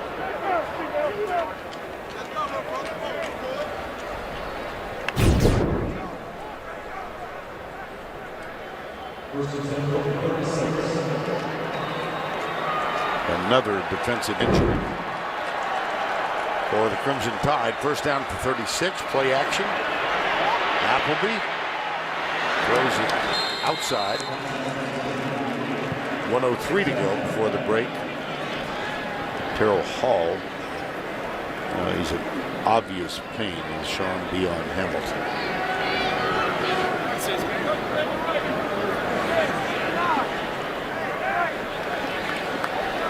Rashawn Evans replaces Hamilton.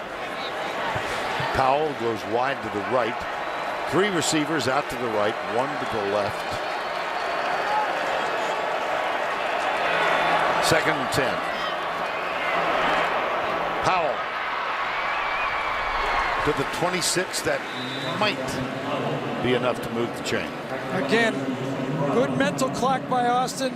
Knows he doesn't have a lot of time to throw the ball. Taking the short throw, and now the hurry up to try to pick up this first down. Handoff. Got the first down. The clock will stop while they reset the chain. Jordan Cronkrite with that carry. And remember the 2 special teams timeouts early, meaning they only have 1 left.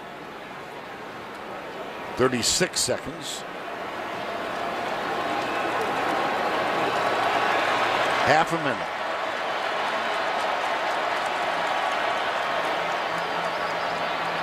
Appleby far. Oh, he's got a man wide open. DeAndre Goolsby, touchdown, Florida. 25 yards. Gators now with 15 points. Well, it was Reuben Foster. It was matched up against the H-back, and they do the wheel route out and up.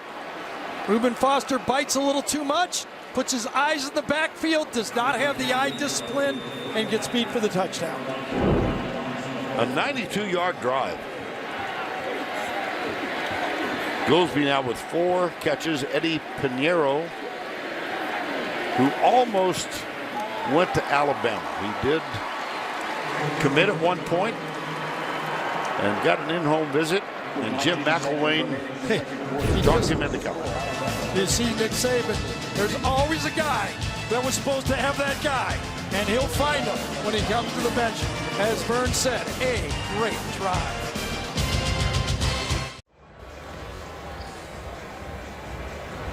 Gorgeous overhead view of the downtown city of Atlanta. 19 seconds to go before the break. I look across the way and see our guys here. Adam Zucker, Rick Neuheisel, Brian Jones. And here is the kickoff. Ardarius Stewart. Now, stay there. Well, let's take Austin Appleby through his day so far. Well, it started out so well. That opening drive, and you could feel that he had the confidence, but it actually was too much confidence. He got out over his skis and trying things he shouldn't have done with a couple in the middle. That one's not a big deal. You're going to try those. But this last drive, poor play between Foster and Evans, 2 guys, 2 linebackers looking at each other, and Evans goes, I thought it was you, I thought it was me, and that's why Nick Saban says, we didn't do it right. I thought it was great that Nussmeier talked to Austin Appleby, said, calm down, nice drive, we got another half, let's just settle down and do what you can do. Don't try to do too much. Alabama keeps it on the ground. Joshua Jacobs. And that, in all likelihood, will be the final play of the half. Jalen Hurts in the first half, 8 of 16. Jalen Hurts in the first half, 8 of 16. Did have a fumble, but he also threw for a touchdown.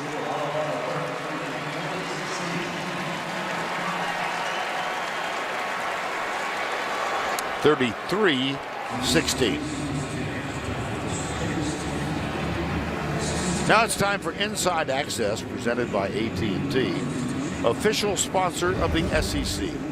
Here's Allie with Jim McElwain. Coach, after the first half. Now it's time for Inside Access, presented by AT&T, official sponsor of the SEC. Here's Allie with Jim McElwain. Coach, after the first half took a turn for the worse, how huge was that last touchdown drive for the confidence of this team? I'm telling you, that was big. And, you know, we've been doing some pretty darn good things, shooting ourselves. Obviously, special teams, you know, it shows where your depth is a little bit. We're getting beat up there. We got to shore that piece up, come out and get a stop right here at half, and then see what happens. Thank you, Coach. All right. Allie, thank you. I see the lights are on at our set over on the far side. End of the first half with Alabama leading. We'll be back with a Dr. Pepper tuition giveaway after this message from your local station.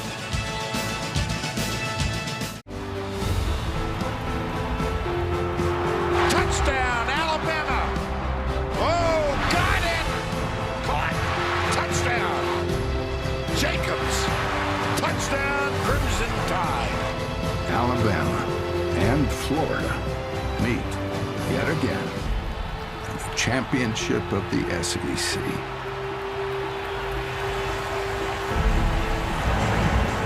And we welcome you back to the Georgia Dome in downtown Atlanta, where the Crimson Tide, top-ranked, lead Florida 33-16. What must they do, Florida, that is? I don't think they have one path. I mean, they have to continue to throw the ball. I think they realize they can't run it. I think a year ago, Jim McElwain came in here and played a little more conservative. You know, with Treon Harris, he didn't believe he could throw it. This year, he says, I'm going to try more stuff. I'm going to give it a bigger go at it. You know, without the, non-offensive touchdowns, they'd be in the game, but that's part of the game, too. Well, they started with such promise. That opening drive, 64 yards, boom, boom. Yeah, and I think that's really what really got that false confidence in Austin Appleby. I know that feeling. You feel like you've got it all going for you. It's your day. I've got it. I'm going to lead it. And then all of a sudden it spins really fast. Let's go down to Allie, who's with Nick Saban. Coach, after a first half where we saw the offense, the defense, and the special team score, what did you focus on with your team at the half? Well, I think we got to play a 60-minute game here. We didn't play great in the first half. We didn't play with a lot of consistency. We got to do a better job of covering on defense. Got to do a better job of adjusting. Got to control the line of scrimmage a little bit better on offense so we can keep the ball some. But, this is a game, man. We carries from minus 13. He is the second leading rusher on this team and has by far the most carries. There's Lane Kiffin. And his father and mother are here. His dad, Averian, and his mom, Pamela. Dad is a high school football coach at Channelview High. He gave up a lifting day to come here today. It's quite a sacrifice.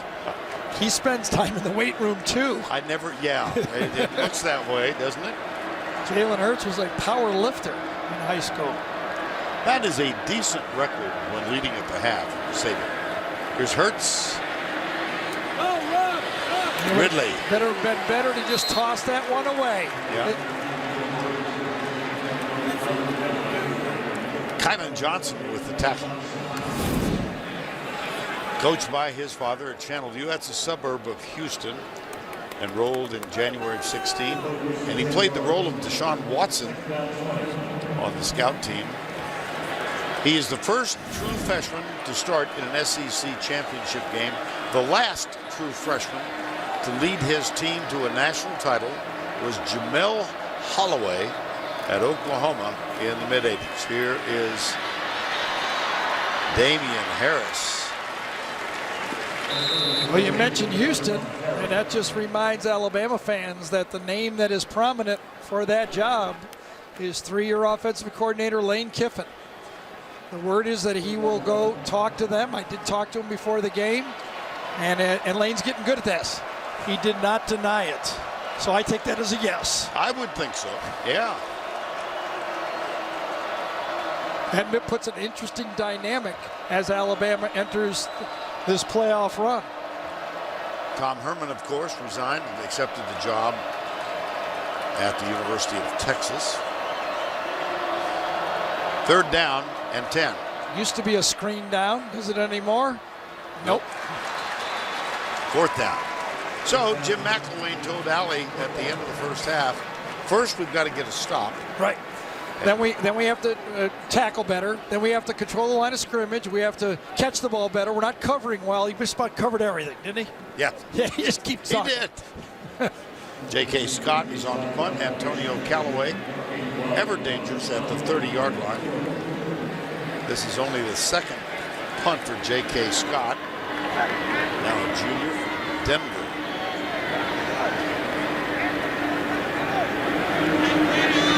Coming after him. The up back almost got knocked into Scott. And another angle punt. And I saw Nick Saban congratulate him last time he did this. He does not want Callaway to put points on the board.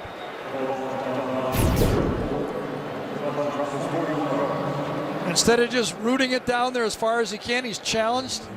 And another one of those bad punts for 40 yards. That's right. Time call. This SEC Championship Diamond Moment is presented by Jared the Galleria of Jewelry. In 1994, the Georgia Dome became the host location for the SEC Championship game, and it was the Tide and the Gators for the third straight season. Former walk-on Chris Doering gave the Gators the lead with just over 5 minutes remaining, and they clinched the win with an interception in the game's final minute.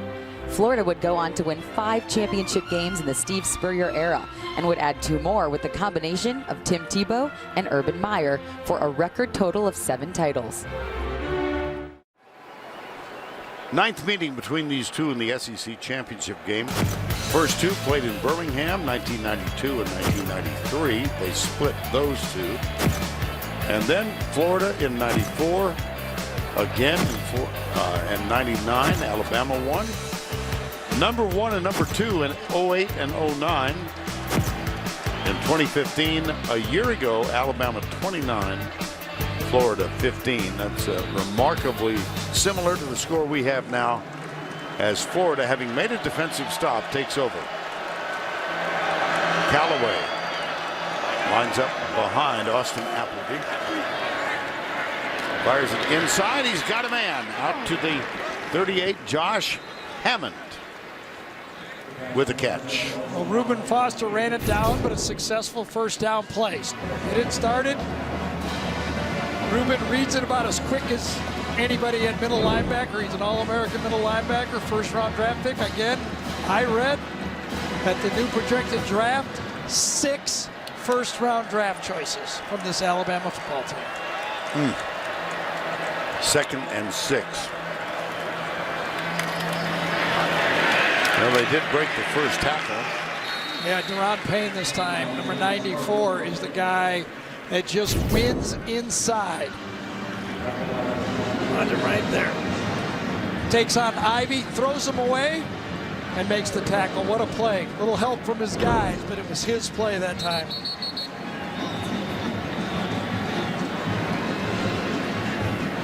Injured player down. That's Martez Ivy. And he's one of the guys that was struggling whether he would play in this game anyway.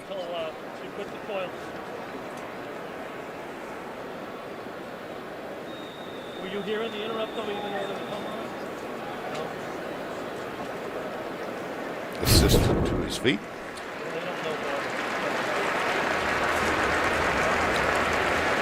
Well, you get another look at it. He does walk off without assistance, but with a serious limp. And our aerial coverage tonight provided by Goodyear. For 60 years, Goodyear has provided aerial coverage of college football's greatest traditions and biggest rivalries.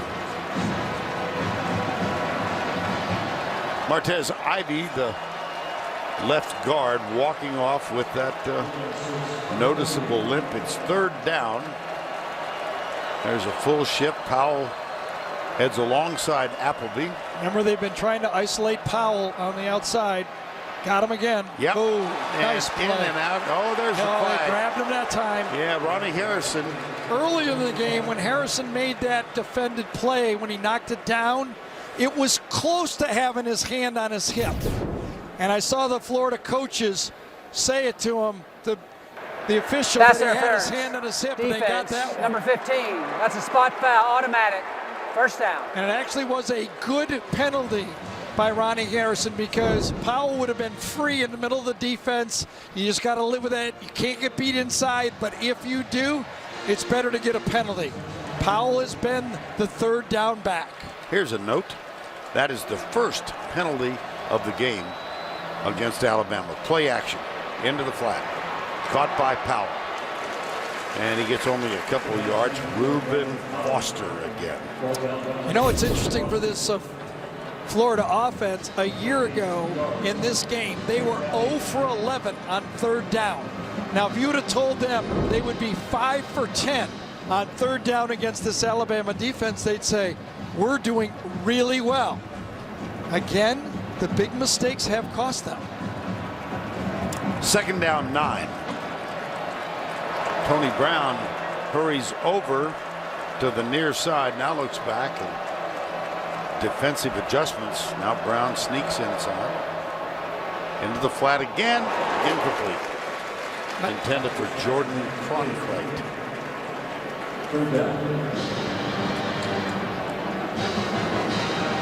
Well, how about these historic coaching runs?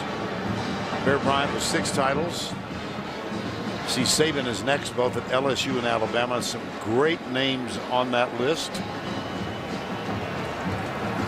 Bud Wilkinson. Alabama, by the way, is on a 24-game winning streak. 12 men in the huddle. They're going to get called. There you go. Broke the huddle with 12 men. Substitution on the offense. 12 men in the formation. 5-yard penalty. 3rd down.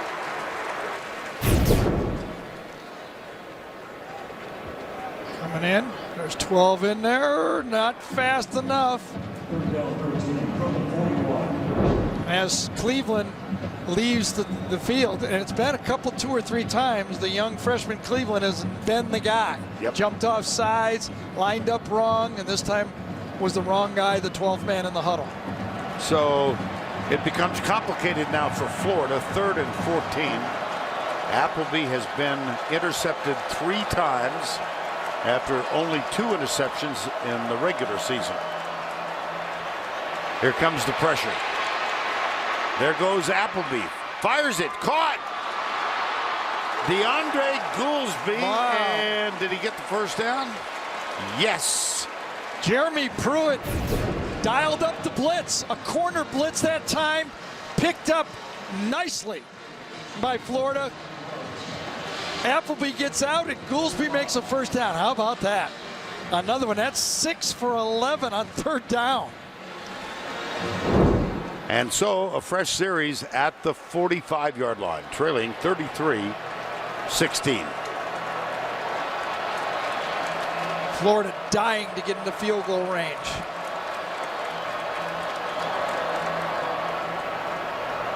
Reverse. Josh Hammond. Oh, boy. Rashaan Evans. That's the backup, by the way. Yeah, you got it. He got beat on that touchdown, but he has played a lot of good football for this Alabama football team as one of the 3 inside. Blitz. Appleby chased.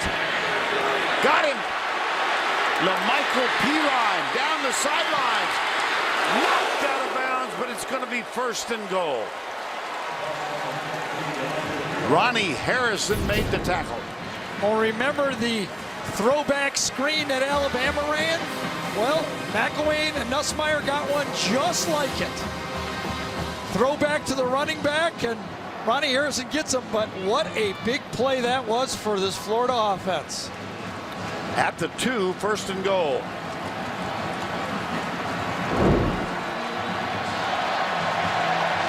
.9:05 to go.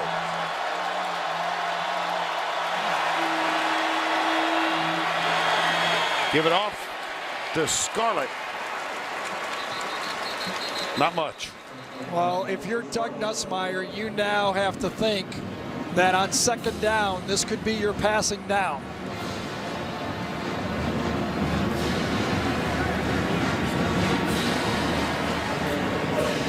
Well, we're getting information that Antonio Callaway might be in the locker room, potentially with a hamstring injury. He is not on the field as best we can tell. 2nd and goal. Cronkrite is the running back. Handoff Powell. They come right. He reached for it. It's in the end zone. It's not picked up. It is recovered. Oh, my goodness. Is that a touchdown? I think it's going to be. I do, too. Josh The player Hammond. was down before he broke the play, and it's 3rd down and goal. Ho, ho, ho, ho. Wow. Brandon Powell was fighting for the touchdown. Did his knee go down? Yes, it did. The ball was down. Yes, it did. The fumble was not even a fumble as he goes down, and it was whistled 6 inches short of the touchdown. There it is. Here we go. 3rd and goal. Scarlett is the running back. They give it to Scarlett. Boom! Rashaan Evans. Boy, he hit that hole as fast as you can do it. Watch him hit this 32 right side. Bang! Oh my, the acceleration. Watch him accelerate right there. Hits him right in the chest. Florida will go for it. I agree with this call, 100%. You can't take a field goal here.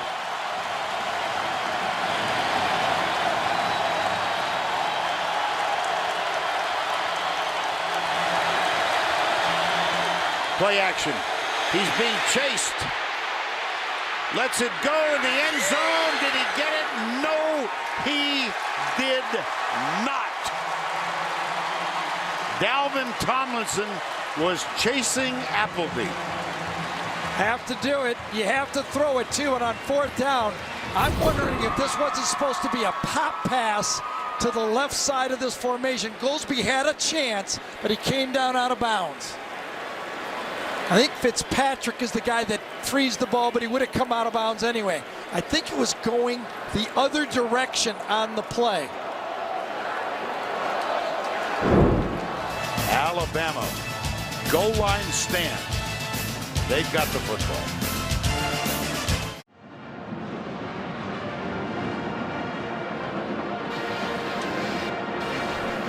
We are back, Mr. Danielson. Yeah, 3rd down, 4th down. I don't mind going for it on 3rd down. Rashaan Evans stones it. Have to go for it. It was going to be a throwback to the tight end, Ciante Lewis. David Sharp blocks out. The tight end, Ciante Lewis, falls down on the play. When he falls down, there's nothing Appleby can do but to get rid of it and just try on 4th down. And 3rd down, no big deal, you throw it away. But on 4th down, you got to try for the touchdown. And so from the 2, Alabama's offense, 1st down 10. They give it to Damian Harris. How about that for a burst at left guard? Quincy Wilson. Well, there's a lot of talk always on that Alabama sideline. Nick Saban gets involved in the flow of the game with Lane Kiffin. If he feels it's too much of finesse, too much of the outside, he'll say, run the ball up the middle, power. And then they'll start doing it. Left side, Harris. Oh, what a little stutter step. He hesitated and moved to his right. And a big, big gain. That's 23 yards. You know how it works so well, though, is both of them are really right. Lane Kiffin is telling Nick throughout the game that my wide perimeter game is softening them up for the power game. And Nick says, give him the power game. Lane kind of fights a little bit, but it works. It's a good partnership. 1st down 10. They moved in 2 plays out to the 34. Play action. Hurts. Throw it away. 1st down. Yep. I wish I would have learned this lesson when I was playing. So much easier up here. But on those 1st down calls, the coach is willing to give them to you, but you have to bail them out. If it's not there, give me 2nd and 10, not 2nd and 20. It was Kavanis Davis who got there, number 95. And it is now 2nd down and officially 19. Antonio Callaway re-emerging from the locker room. Right side this time, nothing doing.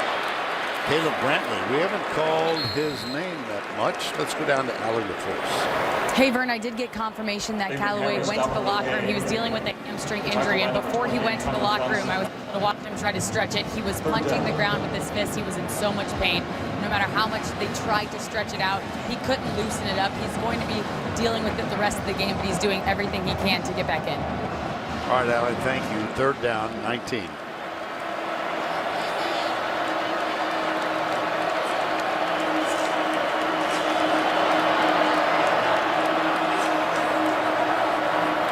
Hurts steps up. Oh, he's got a man wide open. It's Ardarius Stewart. What a big play. Jalen Hurts. Wasn't the best throw, but catchable. Well, it was sold by a great route inside, bend out, and then come in. Watch him bend out right now and then get the safety to bite. That's all he needed, and makes the catch. Slightly behind, as Vern told you, but what a pass route. Here's Harris again. Little spin move as contact was made.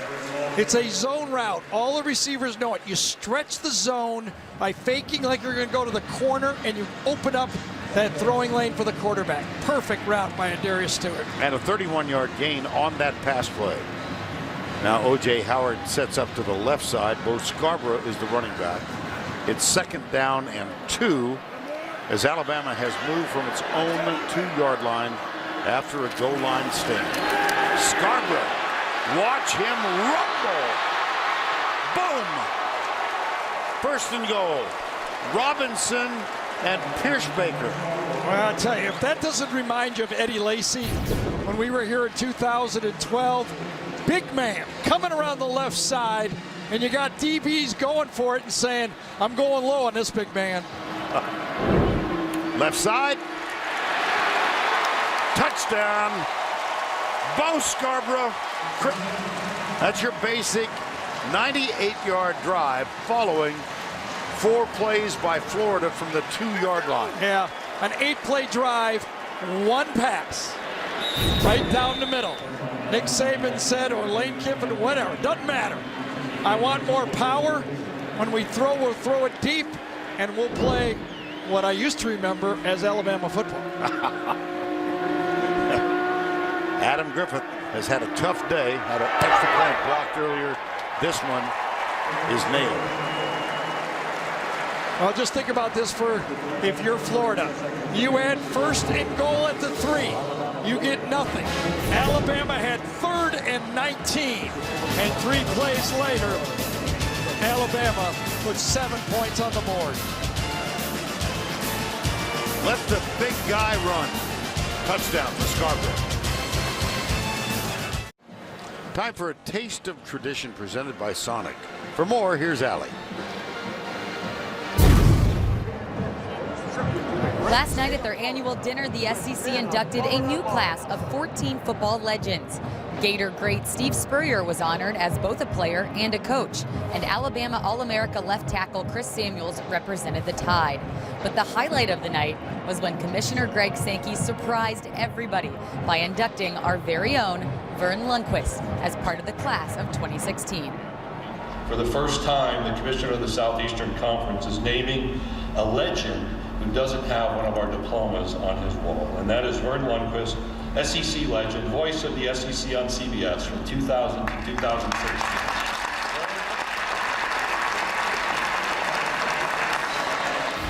The real highlight was when Greg Sankey introduced my wife, Nancy, and she got a standing ovation. How about that? Oh, it was just great. Well, bravo. Everybody loves you here. Yeah. Thank you, Gary. Chris Thompson. Chris Thompson. Fumble. Who came away with it?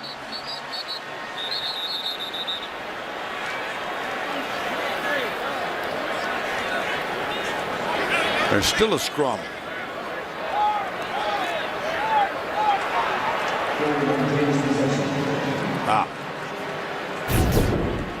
I think it was Trayvon Diggs, number 7, that got the big hit that produced the fumble. And Garrick Dieter, I thought he had it. I assume that was Garrick Dieter right there. He plays a lot of special teams. but it was Diggs who got the hit.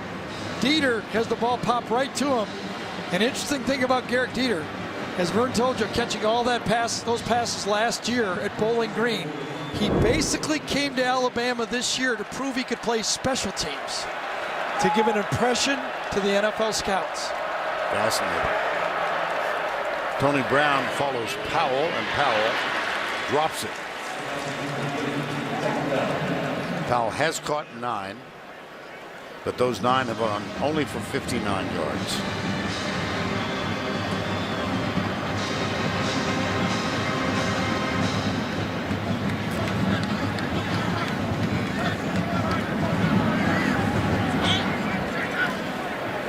Second down, 10. Getting late in the third quarter, 40-16. Callaway's back in the lineup. A hitch to the left side. Minkah Fitzpatrick with the tackle. Allie? Vern, even though you're not on Twitter yourself, Twitter is blowing up with messages, and congratulations to you and the incredible career in the SEC that you have had. And one of those messages was from one of your biggest fans, Jack Nicklaus, referencing the 1986 Masters. How about that? How about that? I think I might have to start talking here if we have more of this stuff, huh? We'll get more Twitter to tell me to stop talking. So start talking, Vern. Oh, boy. This is tougher than I thought it would be. Appleby. Reuben Foster.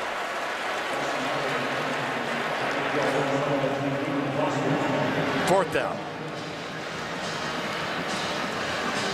So Jack Nicklaus has a Twitter account. Yeah, it's you ready to start doing that when you're done? Nope. Nope. Nope. You're done with that, right? Yeah. I never started it. No, I'm done with it. Johnny Townsend on to punt.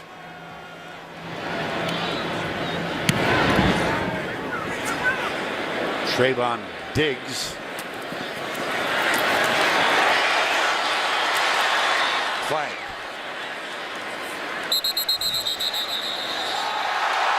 Oh. And there's no flag on that play. No, I know, but there's a Florida football player down holding his knee. It's Chris Thompson. It is. Number 85.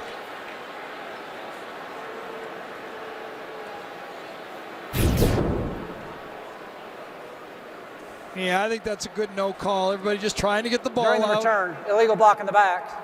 On the return team, number 48. Half the distance. First down.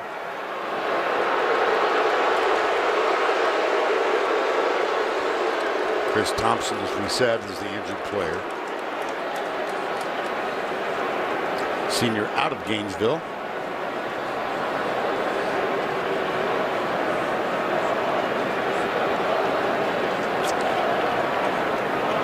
Take another look. That might be one of those scares right in the middle. 85 right there. Takes his own player from behind right there. I bet it mostly was a scary incident for Chris Thompson. Well, we are going to take our group to Baltimore next week. The Army-Navy game presented by USAA. Tough day for Navy today. They lost their quarterback and a running back. It all begins with the Auto Trader College football today. Next Saturday, a special time, 2:30 Eastern.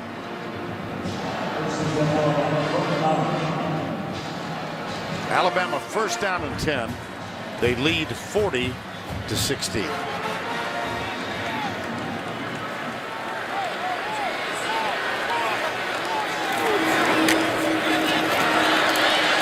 Right side, Bo Scarborough.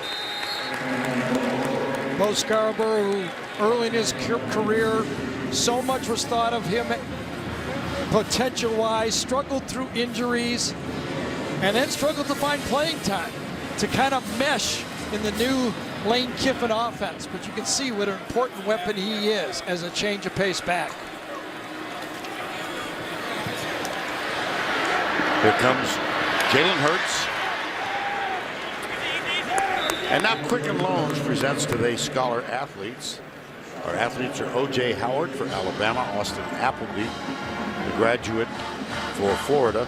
Quicken Loan's commitment to the investment of our future is shown today by donating $1,000 to Alabama and Florida's General Scholarship Fund.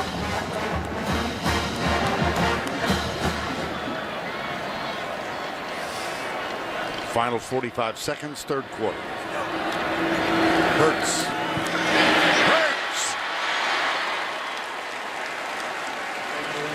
That can't be more than the third called run play for the quarterback in this game. When I was watching Florida practice, it was goal number 1 to keep that quarterback Jalen Hurts in the pocket and force him to beat him throwing the football.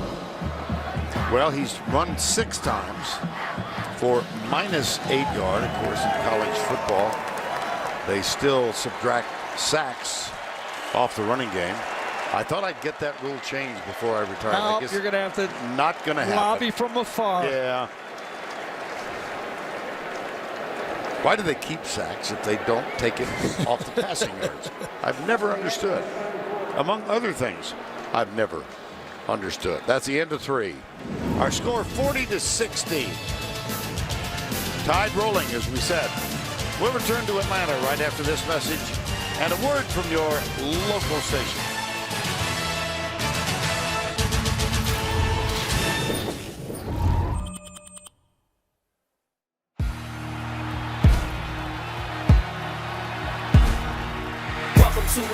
Touchdown, Florida. Touchdown, Bo Scarborough, Crimson Tide. Florida did score first, but the decisive drive, I think, well, a 4-play goal line stand defensively by Alabama, after which they went 98 yards to increase the lead to 40-16. We begin the 4th. Vern Lundquist, Gary Danielson, and Allie LaForce. Here's a little toss to Ardarius Stewart. Oh, he is necktied up high. Well, if there was anything definitive about this 4th quarter, it was that the 4 plays defensively. Rashawn Evans, I'll never forget that. Absolutely. That tackle he made on 3rd down, and then boom, here they go. Yeah, I've been watching this Alabama team for 10 years when they've been a factor here, and they've just got so many different ways. It's amazing. They're the one team in college football that they line up and say, what do we need today? And they're put together so solidly that they can attack you where you are the weakest. It's Scarborough again. That's his 7th carry. He has a long today of 34 yards. Quincy Wilson with the tackle.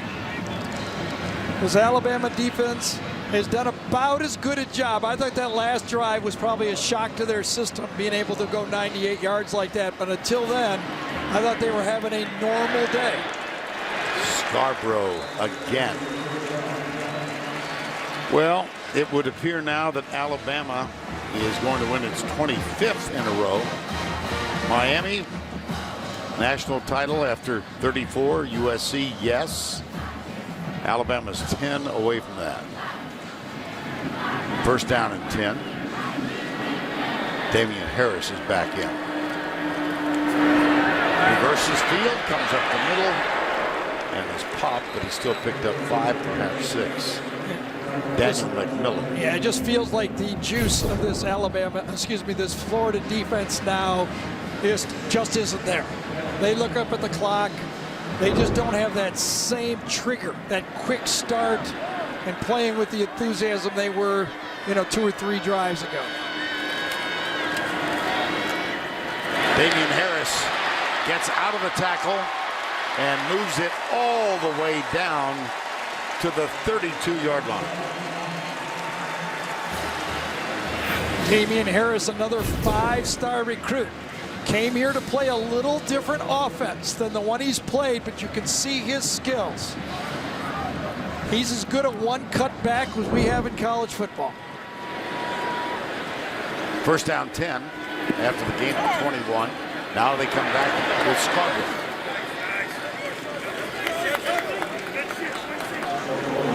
You just start thinking as you watch this game, Vern, and you watch the way this team has been put together by Alabama, what did Florida show today, maybe to their future opponents, that they could take advantage of? Surely they're not going to gain any confidence about being able to run the ball right at them. So I think they're going to say we have to chuck it around and, number one, drill into their head that you cannot take chances at least on first and second down. You have to protect that ball at quarterback. On second down, Jalen Hurts looks into the end zone. Now he'll put it on the ground. And a very positive play down to the 20-yard line for Hurts. And when you have a quarterback that can be calm around all these great athletes, because look what he's kind of gone through this season. Remember the first half of the year? Yep. He fumbles it. He handled that Ole Miss game when they got down by 24 points. That tough LSU game. Threw an interception early. His demeanor, obviously his skill set, but his demeanor and the great players around him, he's just taken advantage of them and calmly led this team to what looks like an undefeated season. Quick flip, Ardarius Stewart. And he is knocked out of bounds. Whoa. Jared Davis, number 40, in a collision. Stewart's chatting with Jared Davis.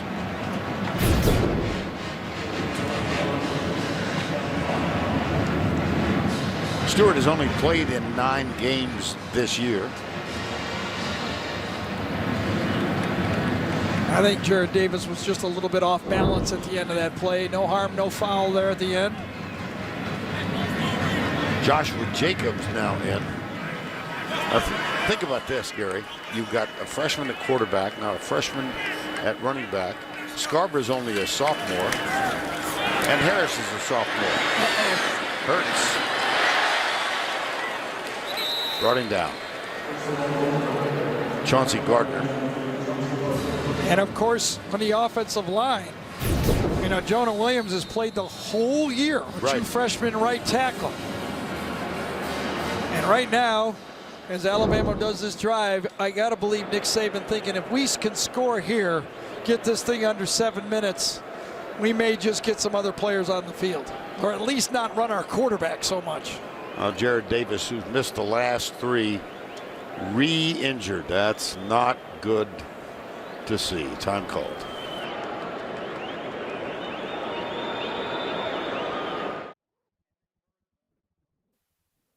And now it's time for our Geico game recap.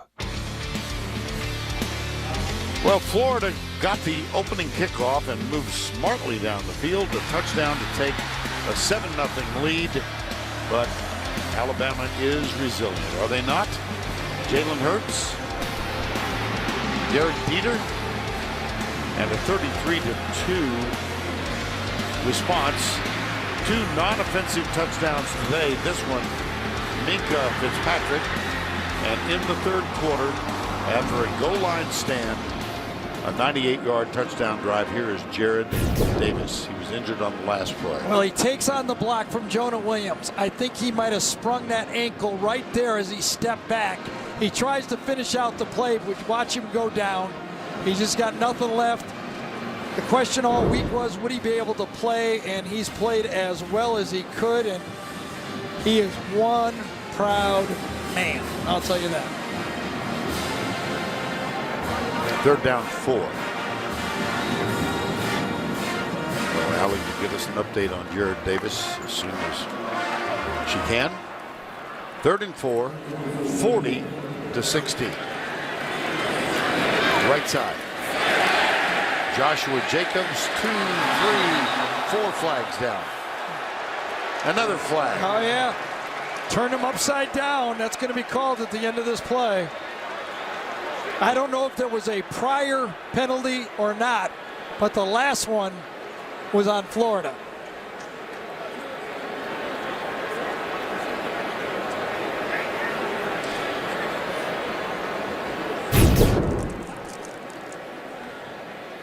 So Brian grabs the face mask, and then on top of it, he slams him. Oh, boy.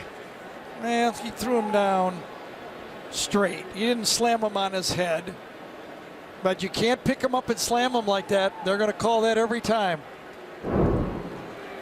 Might get both, but it's going to be half the distance to the goal and an automatic first down. Taven Bryan, number 93. So you got the obvious face mask.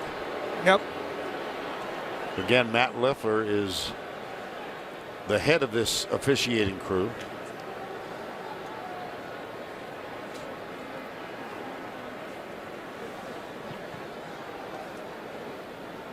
Big Cam Robinson at the end of this play comes in to protect his guys. Number 74. It's a shot from behind from Daniel McMillan. And let's see if it's one of those 2 on one side, 1 on the other side, and everything is waved. During the play, personal foul, face mask on the defense 93. That penalty is canceled.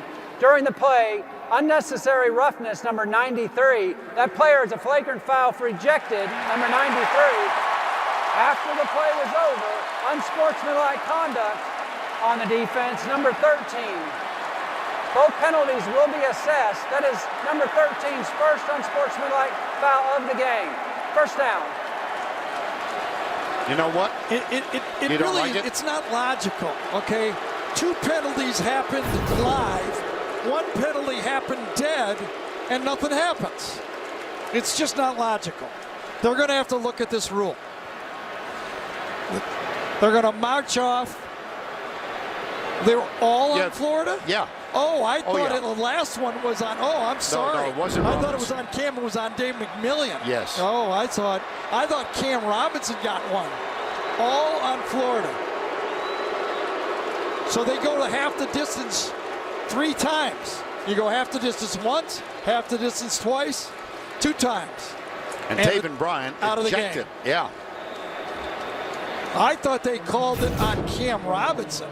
And that's what McElwain says.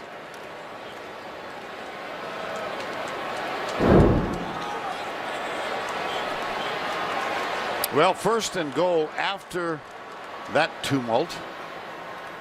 Diggs, Scarborough. Down short of the goal line. Scarborough with a carry. That's his 10th for 90 yards. Spins right off McMillan's tackle and gets it pretty darn close. Jonathan Allen and Deron Payne. This is the elephant package for Alabama. So you've got Hentges and Robinson to the left. The 2 huge guys. That's Jonathan Allen moving. Scarborough. Oh, my goodness.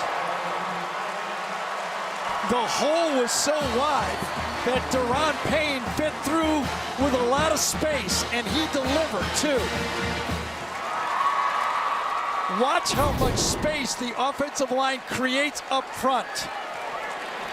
Pierce Baker, and look at Deron Payne take on that block and level him. Cam Robinson and Pierce Baker open up a wide hole. You could have walked an elephant absolutely. through there. Yes, that was the essence of efficiency. How would you like to have been David Reese on that Exactly. play? That inside linebacker, number 33, and watch that 340-pound guy coming at you. Big 94. Yeah. Watch this. Boom! To your point about establishing the run, as they say, sure have. 15-play drive, 14 runs.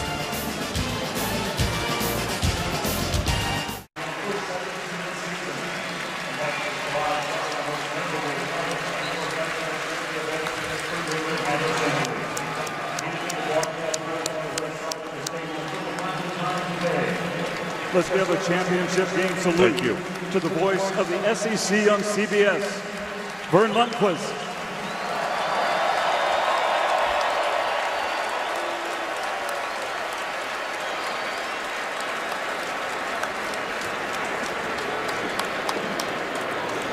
Nice. 9 more minutes. Yeah. Let's enjoy it. Oh, how great. I've been asked a lot, Gary, about the final season. Right. The everlasting emotion I'm going to take with this.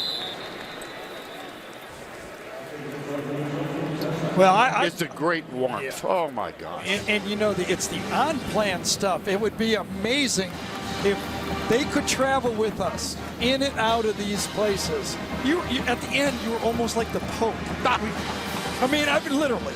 Could you feel that love? Yeah, I could. It was incredible. I think it was so unexpected, in a very real sense. Well, because as the commissioner said, you are a legend in this league. You are as important to the growth of this league when it went from a footprint in the Southeast to a national brand.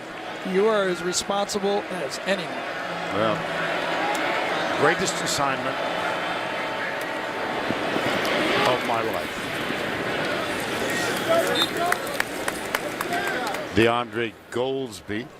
Gary, take us through this while I catch a breath. Asked, who is out? What? Look at this. Huh. So now there could just be a lot of people down here in the South. I'm thinking the same thing. But here's what I will say. I hope that the committee, when they stand up and decide that if Ohio State's in, they say we looked at the 4 champions and we decided Ohio State was better than number 4. If Kirby Holcutt can explain that, then put in the team you want. But the first stage of it is to take the 4 champions and then find if someone unequivocally should unseat one of those 4. That's the way I read it. Appleby now has thrown 37 times. And it's Ohio State is a special football team. Yes. And they've got a great resume. But they did not win the championship. Exactly. And Penn State beat them. So let's see how the committee is going to play this, because they are giving a huge precedent to college football, saying that we will leapfrog one of our champions. In the left, incomplete. Jordan Cronkrite. Well, the commissioner of the Big Ten, this is his quote, his statement earlier. I was a campaign manager 4 years ago for the 4 best conference champions. We lost that election. What we decided on was the 4 best teams, which I'm fine with. I myself think Alabama's done enough. Whether they have a conference championship, they will. Ohio State has done enough. What we have right now are 2 slots available. Appleby down. Jonathan Allen and Tim Williams, 2 of the serious defensive stars for the Crimson Tide. Yeah, I haven't said his name too much tonight. You know, he's been taking on a lot of blocks, freeing up for those linebackers, but that time he showed you the greatness that he showed us all year. Just for the Ohio State fans to settle down just a little bit, if any are watching. Now remember, Ohio State knocked off this Alabama team 2 years ago. And of course the Florida fans, don't they have a coach named Urban Meyer? I heard that. That might tilt it a bit. Are you suggesting? We're going inside the polls here. Oh, goodness. Hello. Jonathan Allen. Oh, the stars are starting to shine. He is a sure thing first teamer All-American that you will ever find. Well, there was talk about whether he or Myles Garrett would be the first player taken by my Cleveland Browns. Either would be a good pick, to tell you the truth. But I'm really proud of you. Well, that is taking ownership. Well, I loved playing for him, too. I know you did.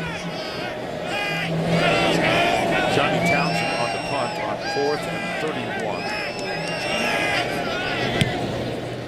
Line drive. Diggs at the 44. Oh, wow. How nice of a move was that? Still up. What a cut. All the way down to the 20-yard line. Chris Thompson was first there. As you say, small mistakes against Alabama pay big dividends because they take advantage of everything. As Vern said, low punt means a big return. Our score is a little more extended than that. 47-16. Our aerial coverage tonight provided by Goodyear. For 60 years, Goodyear has provided aerial coverage of college football's greatest traditions and biggest rivalries. Well, the guys on the field now are the recruits that were superstars 2 years ago. Yeah, that's right. They're the next line of 4- and 5-star players that are waiting their turn to get on the field. And the quarterback is Cooper Bateman. For the year, he won't be throwing it here, I would not think. 12 of 14. And they hand it off to Derek Gore. There's Jalen Hurts. He will lead his team to the SEC championship. And again, he was not the starter for the USC game. That was Blake Barnett. Hurts came in. Look at his demeanor. I mean, it's just the essence of calmness. You have to believe, though, the way that he handled spring football and all fall, that the Alabama staff wanted him to be the quarterback, but felt it was better to go to Barnett to start the season and bring him off the bench, as we showed before he fumbled the first play. Right. That was against USC in Arlington. Here's Gore again.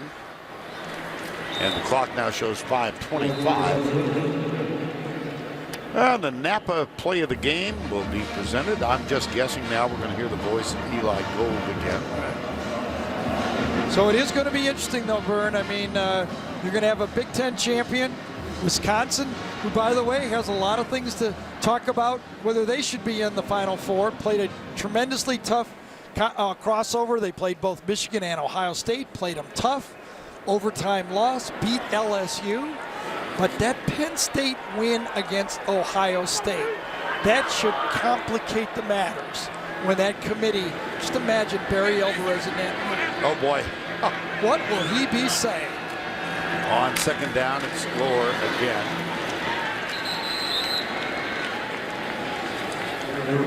All right, Gare, let me tee you up here. I get in so much trouble with this Oh, well, stuff. look at the headline. But make college football great again. I just thought this up. You think that could work? Yeah, right. I'm believing that. The 4 champions, I believe, should win. We thought Alabama had cemented even if they lost. Obviously, they didn't. The question is, if Clemson loses, obviously Ohio State is in. But if they all win, right, is Ohio State in? Are they automatically in? Are they in now before the game tonight? Because at number 2, most all of the talking heads are saying they're already in. Gore again. Oh, there you are. Derek Gore. And the whole team will be excited about that. The 5th string running back with the 2nd string offensive line pushing it in for a rushing touchdown. Don't forget, he also blocked a punt tonight. Yes, he did. Good for him. Again, that Florida defense, it's just tough. Tough to finish a game like this. So much pride coming in, and they know the score, and they're just ready to get on to 217. There's Andy Papanastos. He backs up Pinheiro, and look at the congratulations for Derek Gore. And the sadness for the Gators.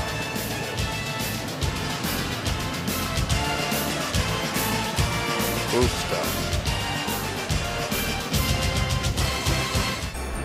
That NCIS Steamboat Springs would have made the air before I retired, but I guess it's just not to be. You could go over to the set if you wanted to, right? That would have been great. Absolutely. Right on Lincoln Avenue. I mean, it would have been great. Not to be. 54-16. 3:48 remaining. J.K. Scott will kick off.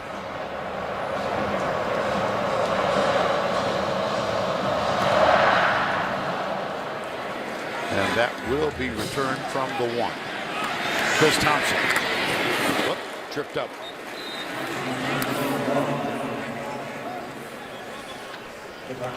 Oh, we got our guys on site with Adam, Rick, and Brian, the Jeep postgame show live from the Georgia Dome. That's coming up when we blow the whistle on this one. Look, they're already in place. Brian's not there. They're going over their ad libs. Look at Adam's pointing at the teleprompter. Well, how about this? The last 2 years, just the dominance of this Alabama defense. Total yards rushing for Florida in the last 2 years, 5. Last year they had 21. This year they're minus 16 and trying to get up to the out of the negative yards territory. What's it going to take to knock off this Alabama team in the Final Four of the playoffs? 54-16, 3:19 to go. It's second down and 3. Gosh, it seems like hours ago that Florida took a 7-0 lead. Right. And the excitement in this place was palpable. And now, for all but a few hundred, the Florida stands are empty. And look at this tackle on Mark Thompson. Well, we've mentioned Jalen Hurts and the potential to become a true freshman to lead his team to a national championship. The only one who's ever done it, Jamel Holloway, was a freshman in Oklahoma when they won the national title in the 80s. By the way, this is going to be the 25th win in a row for Alabama. The all-time record of consecutive wins. Bud Wilkinson, Oklahoma. And Oklahoma in the 50s, they went to 47, and Notre Dame knocked them off. Appleby, right side. Deontay Lewis, 2:10 to go. Levi Wallace, number 39. Backup corner. Well, Austin Appleby has worked 6 years to have a game like today. Got out a little early with some great throws. Listen, it wasn't just him. He'd like to have those 2 throws back. Again, that second one, I don't know if it was a miscommunication or not. But all in all, Florida just not quite good enough. You got to help with the running game. You just can't have a passing game. You got to have both. Up the middle, Mark Thompson. Gang tackled. I see Christian Miller, number 47. Appleby for the day. Remember, he started 6 of 7 on that first touchdown drive that went 64 yards. I think that first down bootleg, when they got the ball back on the 40-yard line, when he threw it over the middle of the field, if he'd have just tossed that one away, that was the one where he was just feeling it was his day and he was going to let it fly. I think the one he'd like to have over was that one. Second down, 5. Mark Thompson gets the carry again. So you've got the next generation of 5-star recruits on the field right now. And there's going to be 25 more coming this year. Of course. It's all part of the process. One of Nick Saban's favorite phrases.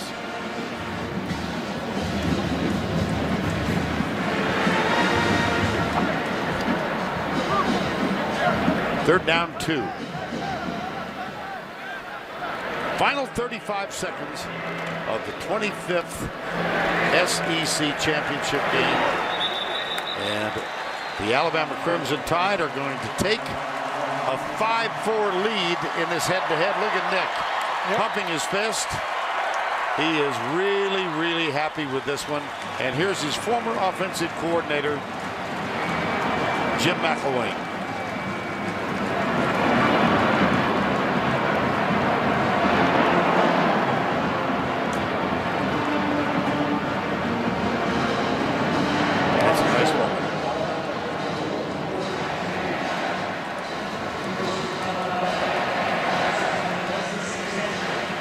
Go down to Allie, who is with Nick Saban.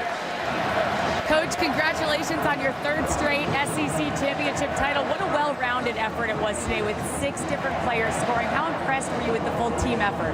Well, it sure was, and I was really proud of the way our guys came out in the second half and played. We didn't start out very well, but this is a great win for our team. These players really deserve this.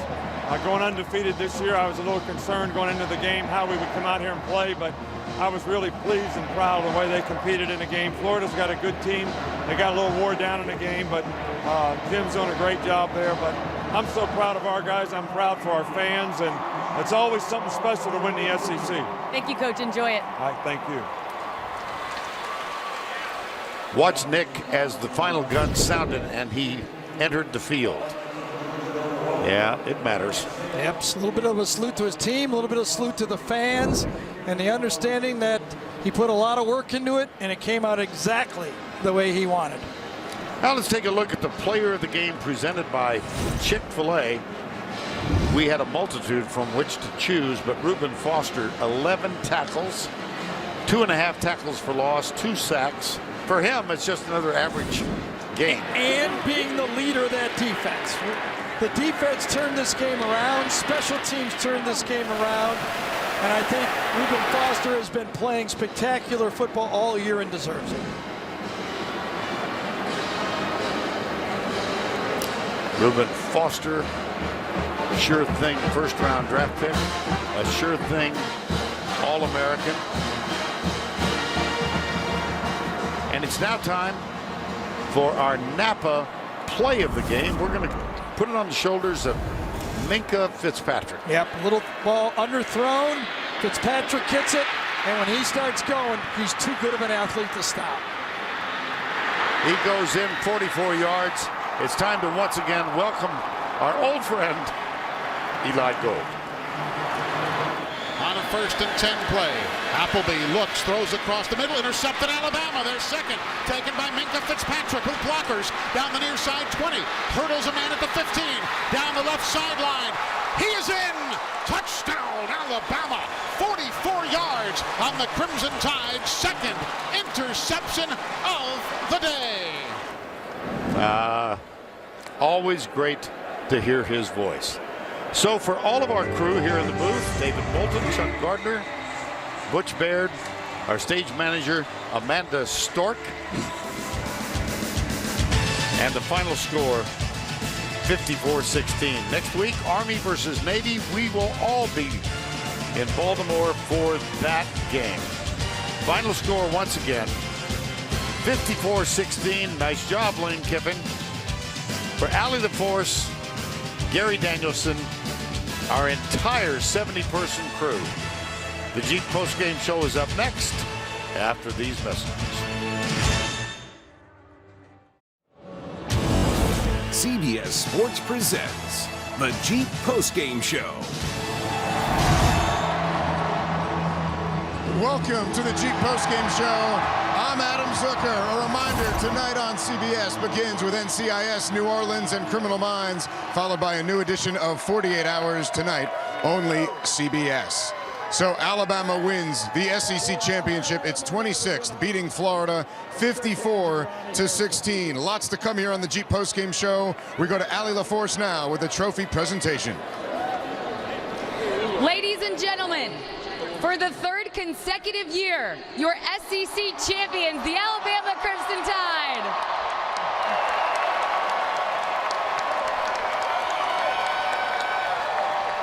You don't have this kind of success without a full team effort, but we start with the MVP of this football game, and it goes to the man standing right behind me, the leader of this defense, Reuben Foster.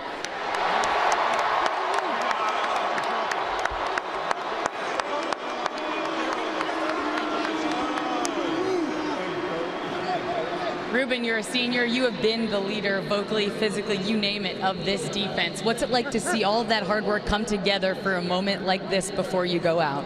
It's big, man. Like, roll tide, man.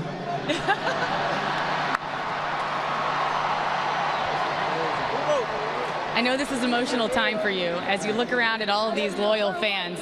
The reason you play this game, the guy standing right next to you, what would you like to say to them? Man, I'd like to thank y'all to have my back, man. Coach Saban, I would like to thank you for having my back and trusting me. And I'd like to thank my offense and my defense for believing in me, man. Like, I love y'all boys, man. I love y'all boys. Coach, it's hard to repeat, let alone three-peat. Why was this the group to do it? Well, you don't always get what you want in life, but you mostly get what you deserve, and these guys have done a fantastic job all season long and winning 13 games and deserve to win the SEC and really showed it in a dominant fashion tonight. So I'm really proud of them. Now I'd like to give it over to Greg Sankey, who has a few words in the trophy presentation. Commissioner? Thank you, Allie. Let me say thank you to the greatest fans of college football in America, the fans of the Southeastern Conference. Join me in thanking the Georgia Dome and our great friend Vern Lundquist once more for all they've done for this great league. And it's my privilege to say congratulations to the University of Florida, Coach Jim McElwain on a fine season, and now to give away the 2016 Football Championship Trophy of the Southeastern Conference to the University of Alabama Crimson Tide.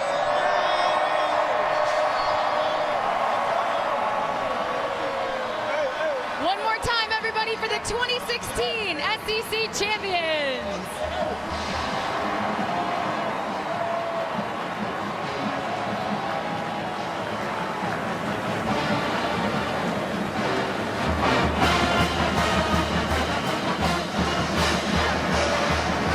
All right, the fun continues here at the Georgia Dome. The confetti raining down on the SEC champs from Alabama. We will talk with Rick Neuheisel and Brian Jones about what they thought from today's dominating win by Alabama, 54-16, as we continue on the Jeep Postgame Show.